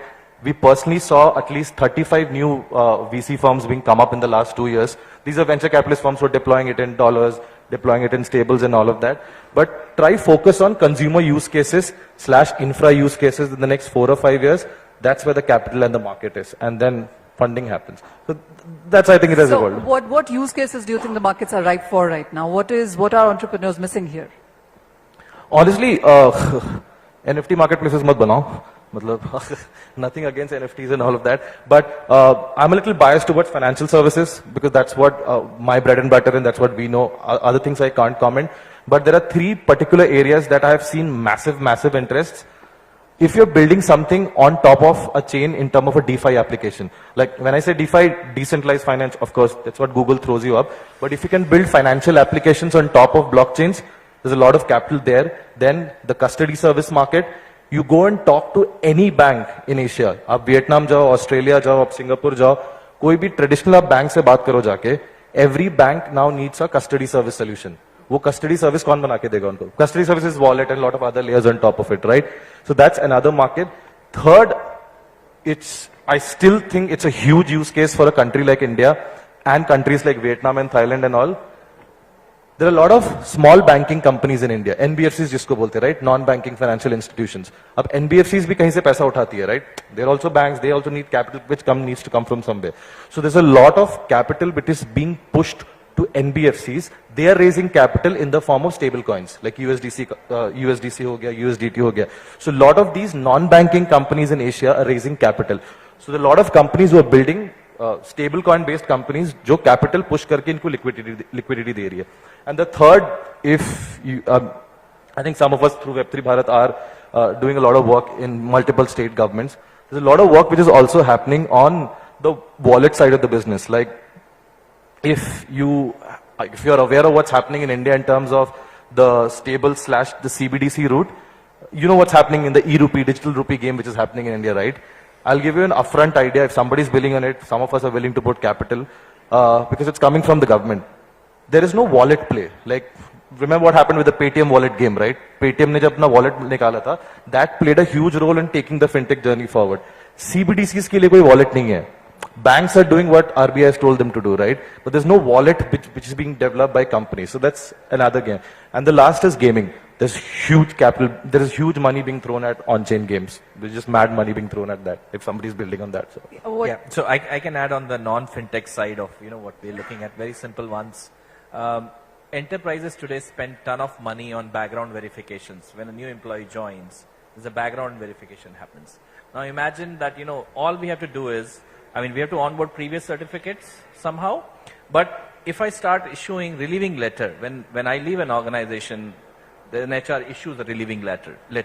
If that letter is issued on blockchain and the consumer has a wallet, consumer can share, the amount of economic value that can be unlocked is massive there because you hire an external agency, the external agency does it in an asynchronous manner, it takes time. It's a very simple one and blockchain can. So my simple theme, if you have to think about use case on blockchain, is it is digitizing trust between multiple parties.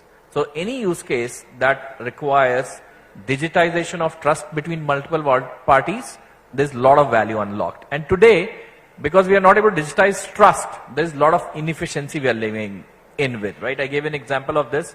Think about insurance claims being done twice. It happens in lot of geographies, and shipping is an industry which is bleeding red due to this. The other ones that we see is that there are a lot of capital that is locked. We are looking at an example of insurance companies. They have to lock a lot of capital with respect to liabilities. Like a lot of companies insure pension funds. They have to issue pensions. Now there's a lot of capital they have to keep locked for regulatory reasons. In fact, we are working on some use cases where we are able to tokenize that, sell it to private equities, and then unlock that money and create greater gains by investing it somewhere else. Now, where else you will create some of these things, right? Let's say your $1 billion are locked. You are creating a private marketplace where private equity can come and buy that. Now, these are again trust issues, right? Who will put in the trust? How does the trust happen? Blockchain makes it happen seamlessly. Student, they having their certificates being issued. When we were running our previous large organization, we used to have wrong certificates submitted to us, like, we used to detect that 6 weeks down the line. Now after that, what do? You've hired somebody, you've figured out the background check has failed. So the async process there costs a lot of money. So again, this is because the trust is analog. It's set up separately and it is causing a lot of inefficiency into the system. And like there's many other, on the finance side, we are seeing what MasterCard, Visa are doing with stable coin. They're adopting it big. So if there are any signs that whether blockchain is going to happen or not, I think that's not the question. And it's all about how easily we can build use cases on top of it. And another hot one that we are working on, I'll tell you, is about carbon emissions. Right? How do you track carbon emissions? Now, as per the standard bodies, there's scope 1, scope 2, scope 3, which goes beyond your enterprise. Now, this is a tradable asset at the end of the day, right? I mean, people are going to tokenize carbon emissions very, very soon. So how do you track? How do you make it transparent? How do you make these fungible with respect to what they are? I'll give you a very good example. I was talking to the CDO of Semcorp. It's a very large energy company based out of Singapore. He says, we generate X gigawatt of only green power. And when we say the benefits that are claimed, there's a multiples of X. We didn't even generate those money that people took the credits for. Now imagine if those certificates are issued on chain and then the claim settlement happens between the beneficiary and whoever gives the beneficiary on chain. So multiple, our key theme is digitization of trust. We are just enabling that there's a platform which people can build easily on top of that, build these kind of use cases, connect to enterprise databases, connect to securely to enterprise things and build these use cases is what we're doing. There's plenty of those, yeah. Absolutely. We'll come back to you. We'll come. Kaushik, are you adding to the list? Yeah, I mean, so we are building into the stablecoin economy, so I have a lot of points to add. But generally, if you look at the use cases part, right? If you look at technology in Web3, it can be scaled everywhere. People sitting in, I know great developers sitting in like Ghana, etc., building, but that's not the case with use cases. You have to think like a traditional fintech. You have to think like a traditional business. You have to have your Excel sheets running your numbers down. And that is only going to happen if you're regional focused, if you're targeted.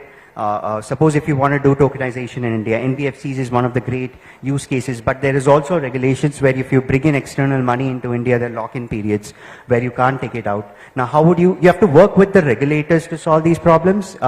Someone developing code in US won't help you out. So I think a traditional mindset to solve actual use cases in Web3 is coming up. RWA, real world assets, is getting shape right now, and people are looking at divide and conquer. There are companies like OpenEden who are doing treasury bills. There are companies who are doing trade finance. There are companies specifically focused on carbon credits. So I think it's more of the mighty fintech strategy playing out in Web3. But this is on the one side, right? This is on the side of actual use cases. But on the technical side, it's the Wild West again. You see people everywhere developing different things. And that is how research has been done. Like internet has been built like that. You don't have restrictions, but the use cases on internet are geographically restricted. So I'm betting heavily on RWAs and stablecoin economy. We've seen great use cases coming out of countries whose currency is depreciating. There's a lot of value add there. And also, I'm betting a huge value on technology, India being one of the biggest technology players. But I think for us, I would say solving the local problems with the stablecoin economy and tokenization would be the critical path to achieve that first better use case for crypto. Mr. Shenoy, you heard them all, and we have a long list of use cases right now. What would you say that we are lacking? Why haven't we able to build this strong one? Two, while we're talking about India cases here, when we talk about smart contracts and use cases, it usually is you're attending to a global system here, and there are various jurisdictions here. So that's another layer of problem there. How would you look at all of this? So, I actually, it's like, give people, you want to feed a hungry person, you can actually give him fish or teach him how to fish, right? So for the young guys here, what I'm really looking at, okay, is how do you identify what you could use this technology for, So, like, we'll be about 19 billion in the blockchain industry next year. Like I said, 46.4% growth. But how are the real use cases? So the three principles you need to look at. First, and one of them was mentioned by Ankush, so I'll rephrase it there. First is, are there multiple parties who need to access certain kind of data? If the answer to that is yes, okay, it could be any data. You talked about, you talked about financial and you talked about enterprise. The second is, do partners in that value chain need to have access to that data and know the history of transactions, right? For example, if I'm a hospital and this was used during COVID time, how do I guarantee that the vaccine that I took actually met the cold chain requirements? It is actually solved by blockchain, okay? Because a lot of people needed to see the data. And this is the most interesting thing. All technology startups have attacked the inefficiency and the wastage in the current system. So when you're looking at blockchain, what is that? Is the current way of sharing data lengthy? Like, Ankush talked about your certificate. Is it costly? Right? More importantly, is it centrally controlled and hard to trust? Can we make it decentralized and easy to trust? So if the answer to these three questions is yes, then you need to look at scale. There's no point in being a big fish in a small pond. You'd rather be like, I'm just paraphrasing Sumit, you want to be a big player in a big industry and automatically you'll grow. And, you got to think of the value of the use case. You can't just say this use case looks good, so I'm going to do it. You have to think of the value of the use case, the partners you need to share data, right? And the value you hope to drive. It has to lead to a situation where all the users in that, unfortunately, like Aritra said, everybody is looking at the dark side of crypto and everybody in this space wants to make money on staking and make money on that. But actually, when you look at use cases, and Ankush was in an earlier conversation talking to me, you can't have a use case where it becomes more expensive for the people to use it. So if you just take the three fundamentals and add these three, sit with people, like Sumit went to met his friend in IIT Mumbai, discuss, brainstorm, look at this, and then, use technology to solve your problem. So that's the thing. And, I actually, there are two ways of looking at regulation, right? There is very little block in using such technology to solve real world problems if you don't want to trade and do the other part of crypto. But for the developers to get value, you need that and you need guardrails in order to come in. But if municipal corporations like Indore, which I mentioned that thing, you look at the thing, how many shops and establishments are there in Indore? Do you have any idea? What if we put all of that on chain? No inspector has to go anywhere. No thing. You just look at, you guys just look out and you'll get this whole thing. So I think, yes, there are regulatory challenges, but the regulators, and if 30 cities in India or 40 cities in India and 10 state governments start doing this, then there'll be huge pressure on the other stakeholders to create a regulatory framework going forward.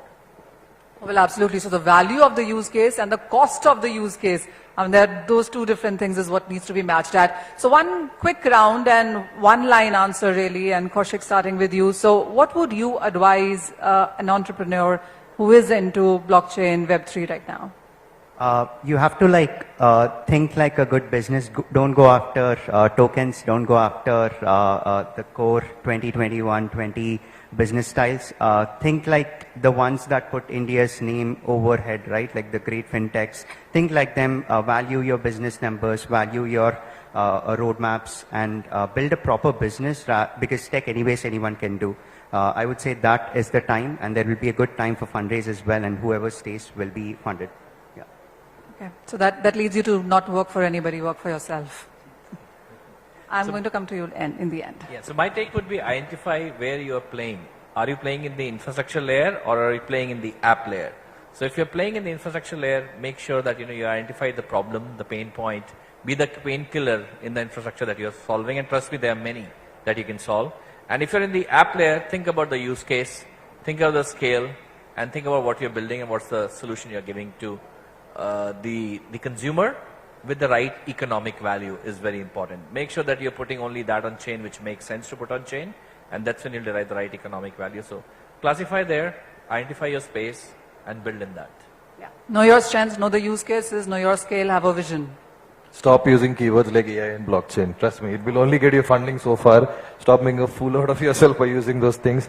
And देखो ये cool लगता है सुनने में कि startup बनाना है, धंधा बनाना है, fund raise करना है, and all of that. Just sit alone at night one day and just ask yourself, can you do this for the next bloody 5 years of his life? Leave your friends, family, everything.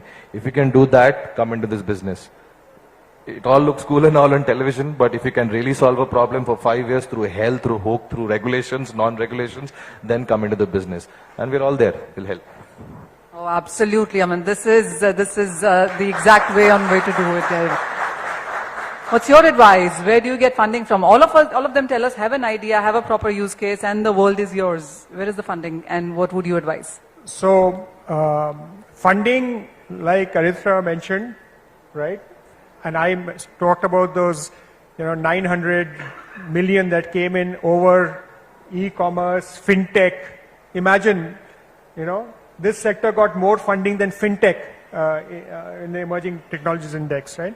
So I believe funding is there. Every layer 1, layer 2, every exchange, I think every player in this space has set up a fund to fund at least what you want to do in your startup space. Maybe not necessarily, beyond that, so that funding is actually available. I want to leave you with, so not one line, 3 quotes, right? And they all are from Mahatma Gandhi. The first one is in the current thing that an ounce of patience is worth more than a ton of preaching. This is a time where you need patience. Like Sumit said, we have actually done a lot more in the last 2 years than we did earlier. Put your head down, be patient, and look at it. The second thing is, you can scale if you take decisions on what you need to do. Again, Mahatma Gandhi said this, thinking of the last person in the line. Okay? And if you can solve for that, your business case is automatically there. Smart money is just one example. Sorry to take you back to the... And the third one, which is important for this group, is that a small group of determined people can change the fortune of this industry. I paraphrased it. He talked about the world, etc. But all of you together, 1 plus 1 plus 1 plus 1 is 1,101, not 4.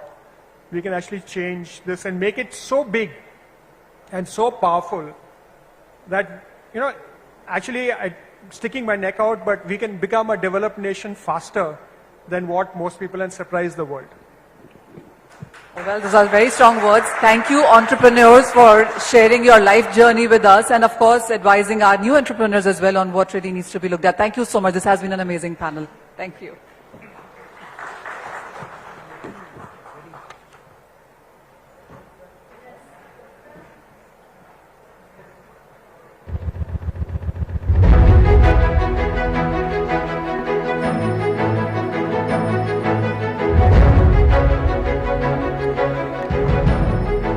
Thank you so much for that panel.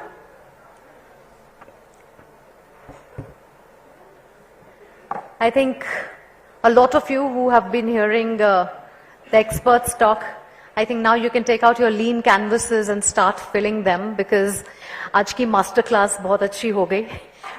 All of you got ideas on what can be developed and what are the pain points and what are the challenges. So yeah, take out your lean canvases and start filling in.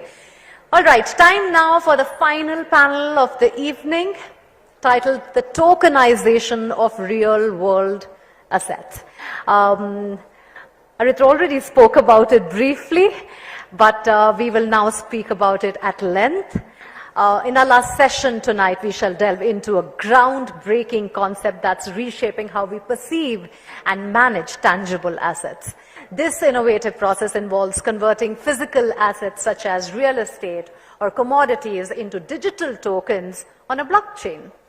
Well, to discuss this and more, may I please invite Manisha once again to the stage to moderate the session, and joining her, her panel of experts. Please put your hands together and welcome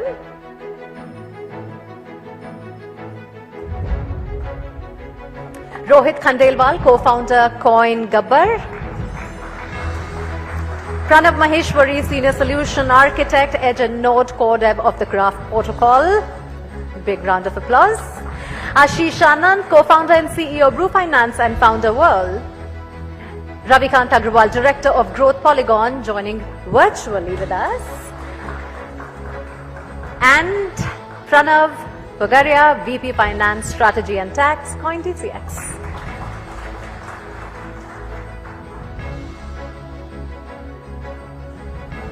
Thank you, panelists, and let's make it even more exciting now, because we've spoken to entrepreneurs rather, and let's talk about tokenization now, an area that we've been talking about for some time now, but we do understand that it is still underexplored. While we have been talking about digital assets, but it really is the real life cases, use cases that the industry is watching us for.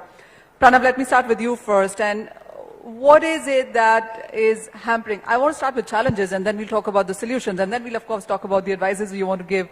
But where do we stand right now? What do you see as concerns? We've talked about the use cases, and we've made a list of that as well. So one is the credibility of the issuer. That is something that is under debate. How would you look at or summarize the whole thing? Sure. So, from a challenges perspective, specifically talking about the real world assets tokenization, it's a very huge potential thing to happen in India and globally. But the regulatory aspect to it, there is a significant requirement of the regulations to catch up to what people are trying to build, thinking of building. Just to take an example, again, from the real world assets perspective, because there's a topic that we're discussing. We know the concept of REIT, Real Estate Investment Trust, right? That was the first initiative that happened in India where you could, in a way, unitize real estate properties. The likes of Embassy Group, Mindspace, they have created those real estate investment trusts, which currently have a market cap of about $3 billion in India. So that could happen only because there were certain regulations that were being issued by the government, which could, at the back of which they could come up with some product which could at scale grow in India. Though it is still a little immature, just to put it in the context, $3 billion is the market cap of REITs, and mutual funds currently have in India a market cap or AUM of about $540 billion. So we are still far behind, but it could grow only because there were certain regulations. Now when you talk about real world assets, the another aspect to look at is what kind of taxes could that have, right? When you are transferring a property, the basic thing that will come to your mind is the stamp duty that you need to pay. Now, when you talk about securities market, those transactions, buying and selling of securities also are contracts which are subject to stamp duty. Government has come up with a regulation, and that regulation is that the stock markets, NSE, BSE, they would collect that stamp duty and they'll pay it to the government. What happens to the real world asset tokenization that we are talking about? We don't know. Is there an answer to it? How do you pay stamp duty? Is there any other tax that is applicable to it? In fact, the very nature of the security or the token that you create on the crypto, the real world asset token, whether that token itself is a security or it is a commodity, what it is, So it is important that from a regulatory perspective, we have clarity on what that token essentially is, what is the characterization of it, and then government comes up with a clear regulation. That's when you will be able to build certain products which can grow at scale in India and globally. So these are some of the challenges that are pretty prominent in the real world assets world. So before I move on, there's a lot of work being done in tokenization. So how is it being worked even in absence of all of these regulatory clarity? So I think, what people really build in at a small scale in a gray market, in a gray area, is based on certain interpretations that they take, and they feel that the government will stand by them. So these are all gray areas where people are currently playing. Not to say that these have been done in an illegal manner. But certainly, because there are interpretational issues, the startups who are working in this area probably try to take certain interpretation of the regulatory environment that is currently available and take a route. But that certainly is not scalable. Rohit, this one is to you. How would you look at the market right now? I mean, there are various studies. We've seen that Boston Consulting Group study as well. Tokenization of illiquid, liquid properties is. We've seen that huge number come in there.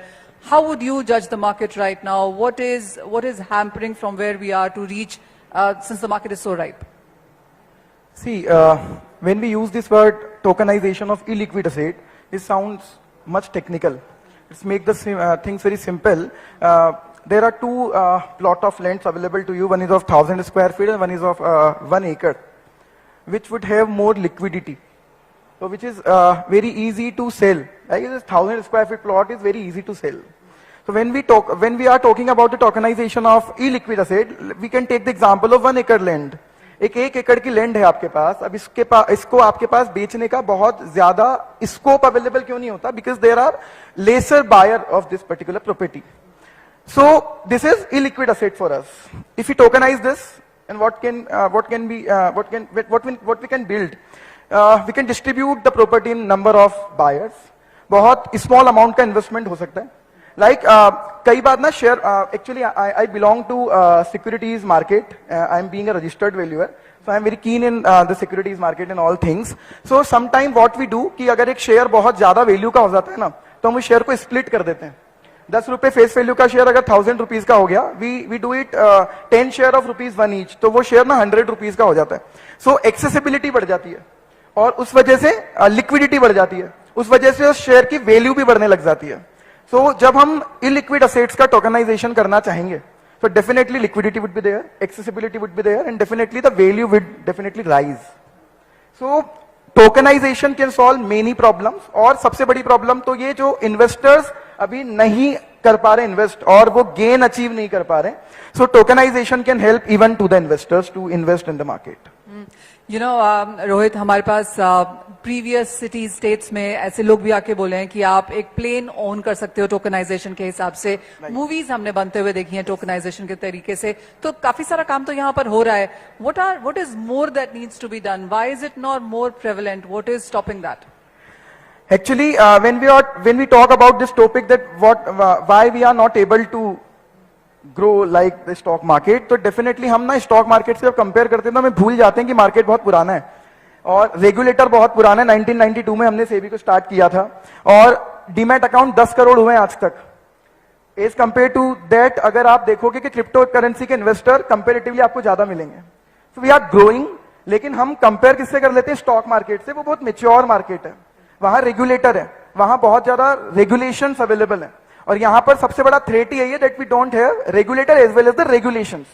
सो सबसे पहला aspect जो आना चाहिए mind में वो ये कि एक रेगुलेटर आए और एक रेगुलेशन आए, सो दैट सबसे पहले कॉन्फिडेंस आए लोगों को और फेयर मार्केट हो पाए. So problem is the regulation as well as of the regulator. So इस वजह से चीजें ओपन नहीं हो पा रही हैं. और इवन क्रिप्टो प्लेयर्स क्या कर सकते हैं? What we are doing at the platform of coin Gabbar, the thing which should be done by the regulator like SEBI, we are doing it. We are doing like we are helping to the regulators कि हम market को transparent बना रहे हैं. हम research करते हैं अलग अलग क्रिप्टो प्रोजेक्ट्स की, और उस क्रिप्टो प्रोजेक्ट्स में हम उनको ये एडवाइस दे पाते हैं कि हमको इन्वेस्ट करना चाहिए, नहीं करना चाहिए, weather it is value of buying और नॉट. सो क्रिप्टो प्लेयर्स भी इस तरह के प्लेटफॉर्म्स क्रिएट कर सकते हैं सो दैट इन्वेस्टर्स को कॉन्फिडेंस है, इन्वेस्टर इस बारे में सोच पाए कि यहां पर इन्वेस्ट करने से मुझे डेफिनेटली वैल्यू मिल सकती है, इन्वेस्टमेंट पर ग्रोथ मिल सकती है. अदरवाइज तो हमें यही लगता है कि फ्रॉड होगा. What layman is thinking about the crypto industry कि यार पैसा अटक ना जाए, फ्रॉड ना हो जाए, इलिक्विड ना हो जाए. So the main problem is of transparency end of the regulation. But अगर हम उन दोनों एस्पेक्ट को छोड़ दें, जो definitely in the down line like 3 to 4 years we would definitely witness all the rules and regulations. Still the industry is growing, it is speed, but don't compare it with the stock market. It is very mature market nowadays.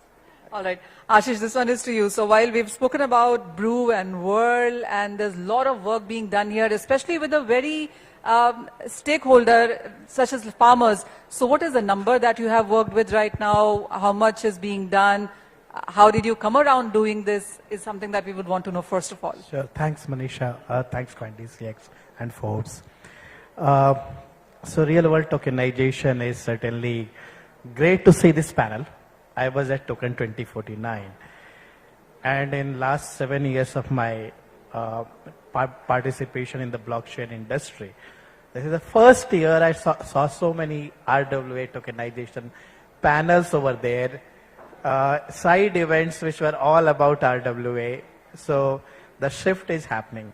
So finally, after so many years, we are seeing that so first wave of actually tokenization or RWA started in 16, 17. Centrifuge came, Propy came. We started building in 2018, came up in 2019, and so a bit after them. Nobody had like, okay, this is something they are doing. It is a side part of it. It will happen, may not happen. But what changed is the time when 5% yield, the treasury bonds came on this platform. And all of a sudden people realize that, hey, the accessibility has changed altogether. So when that shift has happened, I believe that this is right now, we are at the time when finally we will see that RWA will go up and up. And so that was an idea which came at that point of time, that how do you mix or how do you merge crypto world or blockchain world for real world usage. And we started building in 2019, brought our product in 2020. And as like everybody, we started thinking from bankers' perspective, how to solve their problem. Because everybody wanted to build blockchain for financial services, right? So we saw that in commodity finance, there was a lot of frauds. In India, we had 5,000 crore rupee of NSCL scam in 2013. Then Qingdao, a scandal of $700 million happened in China in 2014. And that has not stopped. Even in 2020, Singaporean banks lost, in one country, they lost $12 billion. It's a $250 billion market globally. In one country, in one single country, they lost $12 billion in one single year. Means 6% of the market lost in one country itself in one single year. So that was the core objective. How do I help solve the lender's problem? So we went to the lenders, I can solve your problem. And they said, yeah, blockchain, right?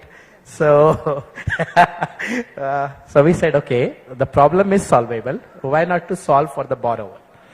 And so what we did that we tokenized commodity. And we brought a concept of custody-based, which is a bit different from everybody was doing tokenization. Custodian-based tokenization. So instead of tokenizing a paper, we said, no, we will tokenize the asset itself, which is with the custodian. Like you would require custodian for a digital asset, so you will have custodian. So that is where warehouses came. So we started tokenizing commodities which are stored in warehouses and used by farmers to borrow money against that commodity which they have deposited, just like your gold loan. And that's how we built that. So when the banks were not that much interested, we solved for the borrowers. And doing that, today the regulator has invited us to do it pan-India. For when we did it at a scale in one state and took it to 5 states. So doing that, what we have seen that I mean, frankly speaking, people talk about regulations in this industry. I would say you have regulatory arbitrage, enjoy that. This industry, right now, you see any industry, you have NBFCs. When I was in my college, NBFC buzz started happening. RBI came up with NBFC regulation in 90s. Before that, there was no regulation. P2P lending was done for a few years before regulations came. And more importantly, microfinance, because that is something closer to what we do. Microfinance was done by NGOs. And there was no regulation. How can an NGO give a loan? Let us ask this question and we will be surprised. They built a huge billions of dollars of market, and then one day regulator said, now I need to regulate that. Similarly, here in crypto industry, you have a regulatory arbitrage. Till the time it is there, enjoy that. And you have certain acts which allow you to do tokenization. Backing comes from India, the Information Technology Act itself, which says what you can do on paper, you can do on technology. So if I can do a paper-based transaction, I can do a paper-based, a technology-based, I can do a Java-based, or I can do a blockchain-based tokenization as well. So that is what I believe is important for this industry, and numbers-wise, 6,000 crores of commodities tokenized so far. So we have done that. We have partnership with a few banks. To farmers, we have given more than 100 crore rupee of loans on that. So we are in India production stage only one who has given loan really. And today we are working with governments, we are working with the World Bank, we are working with PSU banks, and nobody has raised this question, where is the regulation for this? So that will be my 2 cents on this.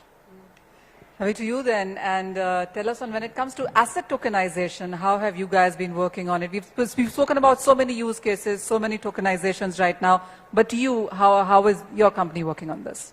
All right, so first of all, a few confessions, right?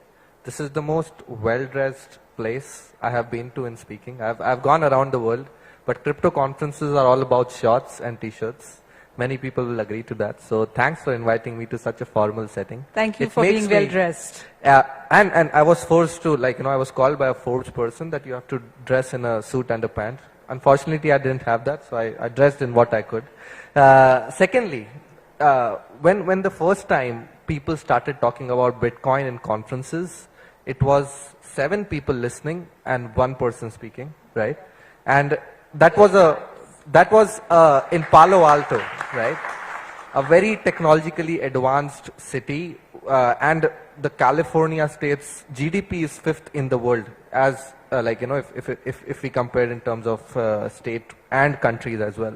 So from that advanced country to a city like Indore, which is maybe a tier 2 city, where Web3 has come and people are listening, that makes me want to think that Web3 is much more mainstream. And I would want to thank Sumit, Polygon team and the CoinDCX team, plus a lot of entrepreneurs who have been able to make that happen across different tier 2, tier 3 cities. Because the talent है, mostly, वो tier 2, tier 3 cities से ही आता है. सुमित भाई अपने आप को बोल रहे थे कि मैं इंदौर में पैदा हुआ था, पर वो शिवपुरी में पैदा हुए थे. उन्होंने मेरे को एक बार बताया था, right? True that. So tier 2, tier 3 cities are the places where this kind of adoption comes from. पर मैं एक चीज जो हमेशा बताना चाहूंगा, everybody is talking about regulations. There were 2 really important people who came to this particular place. They are actually regulators. I'm really happy they went away. They are not listening to my talk. But I want to say that crypto is permissionless. The reason why crypto, Bitcoin and Ethereum started was all permissionless. वो चालू ही permissionlessness के कारण हुआ था. आप अभी अगर कोई वेबसाइट अपलोड करना चाहते हो, HTTPS oriented rules कुछ follow नहीं करने होते. You can upload a website and eventually things follow. Sir was talking about the regulatory clarity on those things, and you can always enjoy the regulatory arbitrage till it exists. The one thing that always regulators look into, और मैंने अभी G20 में जो FSB की report है, FSB IMF की report है, वो मैंने पढ़ी. उसमें भी उन्होंने यही बताया है कि given what we have seen happening in the Web3 world, which is a lot of scams and a lot of centralized players playing the role of and calling themselves decentralized, has called for a lot of regulations that have to come up. अगर आप एक technology बनाते हो which is superior to what exists in the current world, which is Bitcoin, यानी आप यहां से वहां ट्रांजैक्शन कर सकते हो without any banking requirement, then nobody in the world can actually constraint on that. सब लोगों को उसे allow ही करना पड़ेगा. There is a nation which is just close to us on the left side of our place, पहले India में हुआ करता था वो, उस देश ने बिटकॉइन बैन कर दिया. बैन करने के बाद वहां पे जितने लोगों ने यूज किया वो बैन करने के पहले से ज्यादा है. So that shows that regulation and things will follow. All you have to do is innovate. Now coming to your point about RWAs, real world asset is a new sort of innovation that is happening in the Web3 world. $730 trillion का कुल मिला के real estate market है. is what I know. Maybe और price बढ़ गए हो. इंदौर में तो डेफिनेटली बढ़ गए हैं गाइडलाइन से, तो that is what it is. I live in Saket my self, so I know about that. But talking about RWAs in general, assets को मेंटेन करना और like चीजों को bond based stuff करना, it's very very tough and complicated, and maybe blockchain has a solution to that. That is what we should focus. Technologically अगर कोई चीज बहुत ज्यादा advanced है, अगर वो real problem को solve करती है, asset या फिर capital को raise करने में मदद करे ना करे, problem को solve करती है, then regulation will follow. Things other than that, adoption and everything will follow. पर अगर technology अच्छी है, अगर it has a good solution to the problem, then there is a chance that everything else will follow in our favor, and RWA is one such aspect which can have those consensus. One of the reasons being, अगर आप कोई property खरीदते हो, अगर मुझे suppose Trump Tower खरीदना है, तो आज तो बहुत कम chances है कि मैं खरीद लूंगा, given that Bitcoin is at a very low price calculations. But if I still want to have that and yield that, I can tokenize it into different parts और उसको मैं खरीद के उसकी yield लगा सकता हूँ. Plus इंदौर में जाके कहीं ना कहीं चौड़ा हो सकता हूँ कि मेरे पास ट्रम्प टावर का एक छोटा सा शेयर है, right? So that is what makes the difference. And given that it happens in a permissionless way, आप कोई लॉयर को बिठा के उसके अंदर छोटी मोटी चीजें नहीं निकाल सकते हो. स्मार्ट कॉन्ट्रैक्ट बेस्ड ब्लॉकचेन के ऊपर वो चीज रखी हुई है, रूल्स उसके ब्लॉकचेन के ऊपर लिखे हुए हैं, कोई भी देख सकता है, कोई भी पढ़ सकता है और वेरीफाई कर सकता है that particular share belongs to you. Makes me want to tell you that RWAs have a future in terms of technology for blockchain to go mainstream, and that's why such a panel should happen, and we should talk more on those regards. Again, regulation will follow only if technology is superior and is something that can make a difference. Well, absolutely, very very well put. और मैं पता है सोच रही थी कि चौड़े होने को इंग्लिश में क्या बोलते हैं ना, like बोस्ट करना, but जो फील चौड़े होने में है, I think that doesn't come into the other language there. Having said that, again Ravi, जब हम fractional ownership की बात करते हैं, and Indians are very enterprising. I mean, there is a reason why we are here and why we are talking something, and we have a unicorn sitting here as well. So when it comes to fractional ownership, what would you say is missing here? Is it the technology? Is it about awareness? Is it about not enough friendly, entry into it? Definitely, that's a very legit question. Suppose मैंने आज बैठ के एक ERC20 smart contract लिखा और मैंने बोला कि ये जो मेरियट होटल है इसको मैं फ्रैक्शनलाइज करके ब्लॉकचेन के ऊपर बैठा रहा हूँ, right? And people start buying the shares. Eventually they find out कि जो मैरियट होटल है उसका टोकन से तो कोई रिलेशन ही नहीं है, मैं ऐसे ही चौड़ा हो रहा था, right? I just had a token which had no relation to the asset itself. That is a very big problem. There are solutions to that.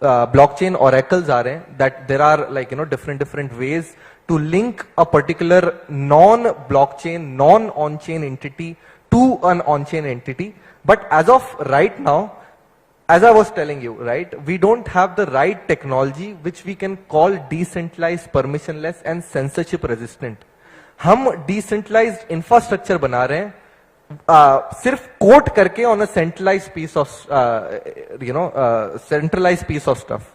Uniswap, for example, I'll tell you, one of the most decentralized financial ecosystem which enabled permissionless liquidity staking and tokenization of stuff.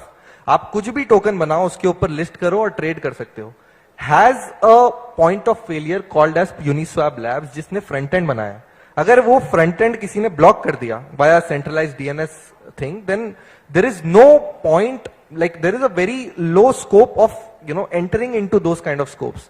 So हमें पूरा tech stack को decentralise करना पड़ेगा, पूरे tech stack को Web3 बनाना पड़ेगा, तब जाके I would say things will go more in our hand. And your question was very much legit that in the current stances of RWA asset tokenization world, our technology is much more subpowering than it should be. बहुत ज्यादा centralised factors हैं एक particular asset को tokenise करने के लिए, at least on the blockchain. जब वो चीजें हटेंगी, जब ज्यादा चीजें परमिशनलेस होंगी, तब फ्यूचर में शायद गवर्नमेंट बोलेगी कि इसको हम फिर से शायद बैन नहीं कर सकते, इसको तो रेगुलेट ही करना पड़ेगा. That is the solution. I think the government also knows that and is looking at that. Is the reason we haven't seen any regulation come in until now. Okay, if I am a consumer for you, and while you all talked about owning a plane and owning Marriott hotel, whatever, this one is to you, right? I'm somebody who has international education loan. I'm somebody who's invested into markets. I have a home loan. I have a car loan. I am also invested in various other asset classes, including real estate, property, etc. as well. If I was looking at tokenization in some sense, if I was looking from going to CFI to DeFi, where do I stand right now? I'm your Aam Aadmi. So the problem is that there is no particular platform which can provide you all the information regarding a particular token. So एक आम आदमी के लिए सबसे basic बात जो है वो ये कि बहुत ज्यादा इन साई-फाई वर्ड्स में ना जाए और ये देखे कि वो टोकन कौन सी प्रॉब्लम सॉल्व कर रहा है जिसकी हम अभी बात कर रहे थे. Definitely regulation will follow, but सबसे पहले हम ये देखें कि टेक्नोलॉजी क्या है जिसकी हम अभी बात कर रहे थे. सो ये सारी बहुत ज्यादा टेक्निकल लैंग्वेज में जाने की जगह व्हाट वी शुड वॉच कि फाउंडर्स कौन है, व्हाट इज देयर इंटेंशन, उनका फोकस क्या है, उनका विजन क्या है उस पर्टिकुलर प्रोजेक्ट को लेकर, कौन सी टेक्नोलॉजी वो यूज कर रहे हैं, उसका यूज केस क्या होने वाला है, whether it is touching to the life of the people. तो एक प्रोजेक्ट हम कितनी ही बड़ी बड़ी बातें कर लें, एक प्रोजेक्ट सर्वाइव तभी होगा जब वो एक पर्टिकुलर प्रॉब्लम को सॉल्व कर रहा हो, किसी पर्टिकुलर पर्सन की लाइफ में कुछ वैल्यू एडिशन कर रहा हो. तो एक आम आदमी सबसे पहले यही देखे कि ये चीजें सॉल्व हो रही हैं या नहीं, वो किसी प्रॉब्लम को सॉल्व कर रहा है या नहीं कर रहा है, प्रोजेक्ट चलने लायक है या नहीं. ये बातें करना, मेटावर्स, ये एनएफटीज, ये डिसेंट्रलाइजेशन बातें करना डेफिनेटली बहुत आसान है. ऐसे वर्ड्स देखे जा सकते हैं कि ये टोकन ये काम कर देगा, मेटावर्स में ये काम कर देगा, बट क्या वो रियलिटी में एप्लीकेबल है या नहीं है, ये चीजें हमें देखनी चाहिए. जो अभी सबसे बड़ी प्रॉब्लम है कि हम देखना नहीं चाहते हैं. व्हाट वी आर डूइंग कि इस पर्टिकुलर पर्सन ने एक टोकन खरीद लिया, मैं भी खरीद लेता हूं. सो एक आम आदमी किसी को फॉलो ना करे, वो ये देख ले कि वो चीजें कुछ प्रॉब्लम सॉल्व कर रही हैं, हमारी लाइफ को कुछ चेंज कर पाएंगी, क्या वो लाइफ में आ गया वो टोकन 5 साल बाद चल पाएगा, वो प्रोजेक्ट चल पाएगा, फाउंडर्स का इंटेंशन क्या है, क्या वो इस इंडस्ट्री में रहना चाहते हैं, इस इंडस्ट्री को बिलोंग करते हैं, उनकी क्वालिफिकेशंस क्या है, कौन बड़े इंस्टीट्यूशनल इन्वेस्टर्स हैं जो उस पर्टिकुलर प्रोजेक्ट में इन्वेस्ट करने में इंटरेस्टेड है. ये सब चीजें एटलीस्ट हम देखें, उसके बाद उस टोकन के बारे में सोचें. All right. And I'm told that Ravikant Agrawal is now joined us from Polygon from Zoom. I don't know why you're doing this virtual. But Ravi, if you can hear us, what's your sense on what would you want to tell us about tokenization of real world assets, and tell us on what Polygon really is doing about this? Sure. I'm so sorry for being virtual in this panel. I think this would have been otherwise a great opportunity to mingle up, to learn from the other co-participants. But coming back to some of the pointers that you were discussing, I believe adding it from a challenge perspective, what I feel is tokenizing of the existing digital assets is relatively faster and could be the stepping step compared to the real world asset. Because if the assets are already digitized, bringing them on chain and then making it more transparent, more liquid, more fractionalized, I think that could be much more faster in terms of achieving that adoption level. And then we can jump into the real world asset, which actually results into, a lot of complications. Compliance have been discussed at length, so don't want it to add more time onto it. But I think the other segment, which is related to custody of those assets, right? If we are, let's say, fractionalizing an art, or maybe fractionalizing the same Marriott Hotel or the Trump Tower, how do we custody the actual papers or the actual artwork? And that can be correlated with the tokenized assets on chain. I think that custody problem has to be also sorted out, apart from the regulatory and the other angles that we have all discussed. But coming back to what Polygon is doing, what we have seen is asset tokenization has picked up really well in the last 1 year or so. It has brought in new investor, new kind of product, which has disrupted the old economic models. We are especially very excited in terms of what TradFi, what we call as the traditional finance, is actually disrupted in multiple ways, especially when we are looking at the new specifications that are coming up and empowering the tokenization, be it 1400, 1404. I think we are super excited in terms of what level of tokenizations are happening, especially if we are talking about the kind of things which were not considered as an assets. Now they are becoming into an asset category. I think that's opening up a lot of innovation. Nobody have thought about how can I tokenize my time? Nobody has thought about tokenizing their social reputation. I think those use cases coming out and indicating how it can be done apart from the real world asset, I think it's opened up a Pandora box of innovation. Especially from Polygon side, we are very excited to see a lot of large financial institutions like Franklin, Mira's Assets, Hamilton Lane, they are tokenizing billions of assets and coming on chain, which eventually, showcase the path for the regulators to also see, to the investor to also see what is the potential in terms of coming into this new financial asset class and, emerging tech that is being used for this one, especially the US Federal Reserve has also looked into it very closely. They have published a report just a few days back, and they were categorizing in terms of who has gone in terms of tokenizing the financial products, and they have listed across which chain it has been done, which is very encouraging. I mean, the large institutions like US Reserve Bank started looking into this kind of reports, which is amazing. Ravi, I was talking to somebody at Gift City, and with a lot of companies who are based in Singapore and Dubai and Maldives and Mauritius. I mean, there's a invite to a lot of them from the government, Gift City being Gift City, where a lot of international companies are coming. I mean, this is something, a lot of startups did move out of India for reasons best known to all of us. Have you seen that option of Gift City at all? Yeah, I think, option of Gift City certainly opens up one of the most complicated thing, right? I hear from the other co-panelists as well, regulation.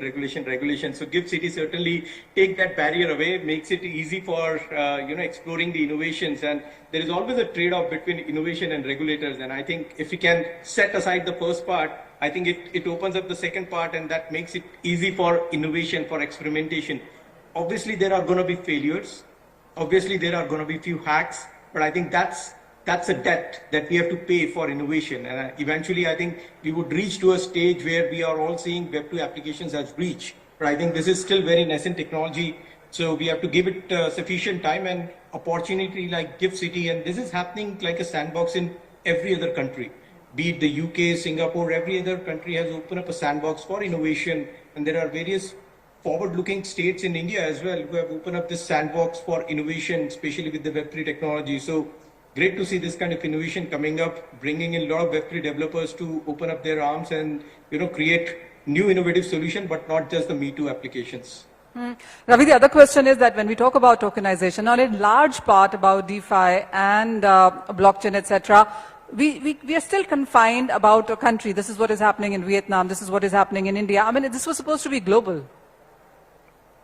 Yeah, absolutely. I think, the correlation of a technology is always where there is a hyper need compared to where there are stable systems, right? So I believe that, let's say, we will not need a new land record maintenance system in US where there is a very, very, stable systems out there, but we would rather need to a place where there are, situations where property names have been transferred illegally, where there are broken systems, where there are people who don't have the documentation. I think that's where the adoption would happen. I think if we can correlate to the other segments of use cases using blockchain, I think they have been adopted into the areas where the systems are broken, right? We don't need really a new healthcare system in US again.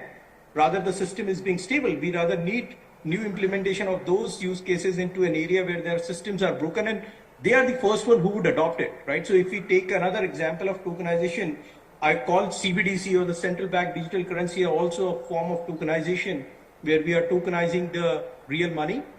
They are adopted also in a very smaller economy where they cannot afford to have that kind of a very stable systems, and the people are struggling to get those financial instruments in hand. They are the first one who are adopting it. I think that's where we would see the tokenization also getting into these places where there are broken systems. We have seen even that with play to earn kind of a model which have been adopted by mainly the situation where people wanted to earn their livelihood using this kind of a gamified way of playing it. So similar thing would happen from the countries where the adoption is required because there is a need. Sure.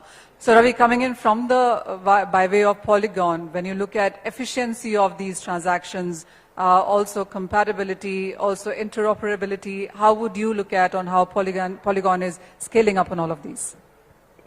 Yep, absolutely. I think this is something that we have been working since the early days. The vision has been very clear. How can we have the scaling problem being solved for the larger use cases, and tokenization is certainly one of the, I would say, the front-running use cases. So what we have been doing is we have opened up a spectrum of solution within Polygon, which can help any use case to be built. whether it is on one of our most adopted solution we call as Polygon POS, where you get a great amount of composability, you get great amount of adoption. Moving to the other solution, which is the launch a few months back, which is Polygon zk-AVM, which gives you the Ethereum level security, right? So if you wanted to really tokenize a real high value assets, potentially projects can use Polygon zk-AVM. Apart from that, there is also a solution which we are calling as an app chain or a sovereign chain, which can help any project to create their own environment.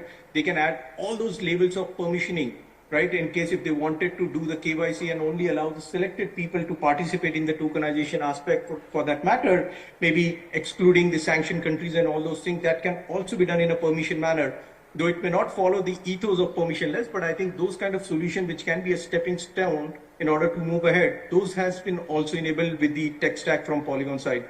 So the idea is that we don't want it to think this solution to be a individual silos. When we are talking about liquidating those high value assets, we are talking about liquidating those real world assets. We are also creating something called as an interop layer. This can help in terms of unifying the liquidity across the chain. So we are not going back into the era where we are talking about intranet being set up, and this could be an individual chain which are created like an intranet, but unifying them together so that this liquidity can also flow. Apart from that, I think being EVM, this always helps in terms of leveraging those standards that have been developed by the larger Ethereum ecosystem and making those assets also available on the Polygon ecosystem for the innovators to build new innovative products. Ravi, आप इंदौर में बात कर रहे हैं, and this is the final question. I'll come to each one of you with this. So, जब हम, when we talk about tokenization, चाहे वो accessibility है, affordability है, ease of doing it है, governance है, where do you see where we are standing within India and overall in the world? और यहाँ से अब क्या next move होना चाहिए? मुझे लगता है ये यहाँ से इंक्रीमेंटली जो भी हमने अचीव किया है, that has been significant. We are very proud in terms of seeing जहाँ से शुरू हुआ था, where let's say back in days what Pranav said, one person speaking, 7 people listening to what we are talking about, hundreds of people in a tier 2 city in India. I think that has been a phenomenal growth. Last year, ETH India, which has seen 2,300 plus developers sitting under a roof, 3 दिन तक they have been creating solutions. I think that has been a phenomenal case study out in the space. And I think we have been seeing a lot of innovation. CoinDCX themselves have been one of the pioneer in terms of providing this kind of infrastructure to a lot of people who wanted to utilize the early state of investment into this asset class. But I think in terms of governance, what I feel is there are regulators who are coming and sitting on the table with the builders, with the community. I think defining what is the road ahead. That has been very encouraging in terms of government also showing interest, and not just the interest, but I think they are also thinking very actively. G20 में हमने देखा, Prime Minister has also spoken about it. That shows the visibility of this technology and the regulators looking at it.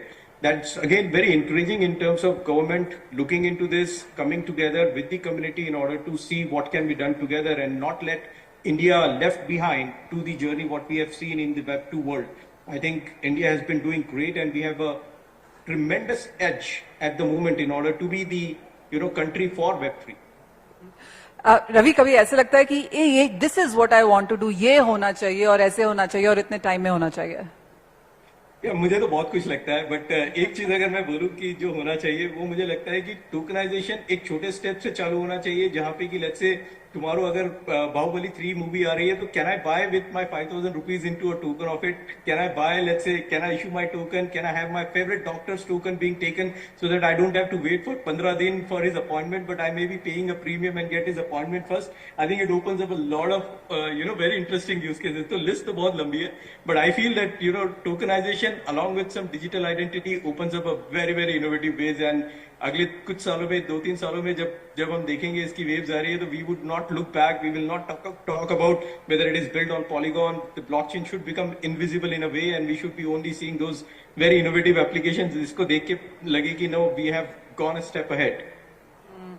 आशीष, बहुत सारा काम हुआ है, लेकिन अगर यहाँ से again, what is the future from here? What is it that you have a vision on, that you want to do and see it succeed? So I would say that one thing we will see in RWA or tokenization space.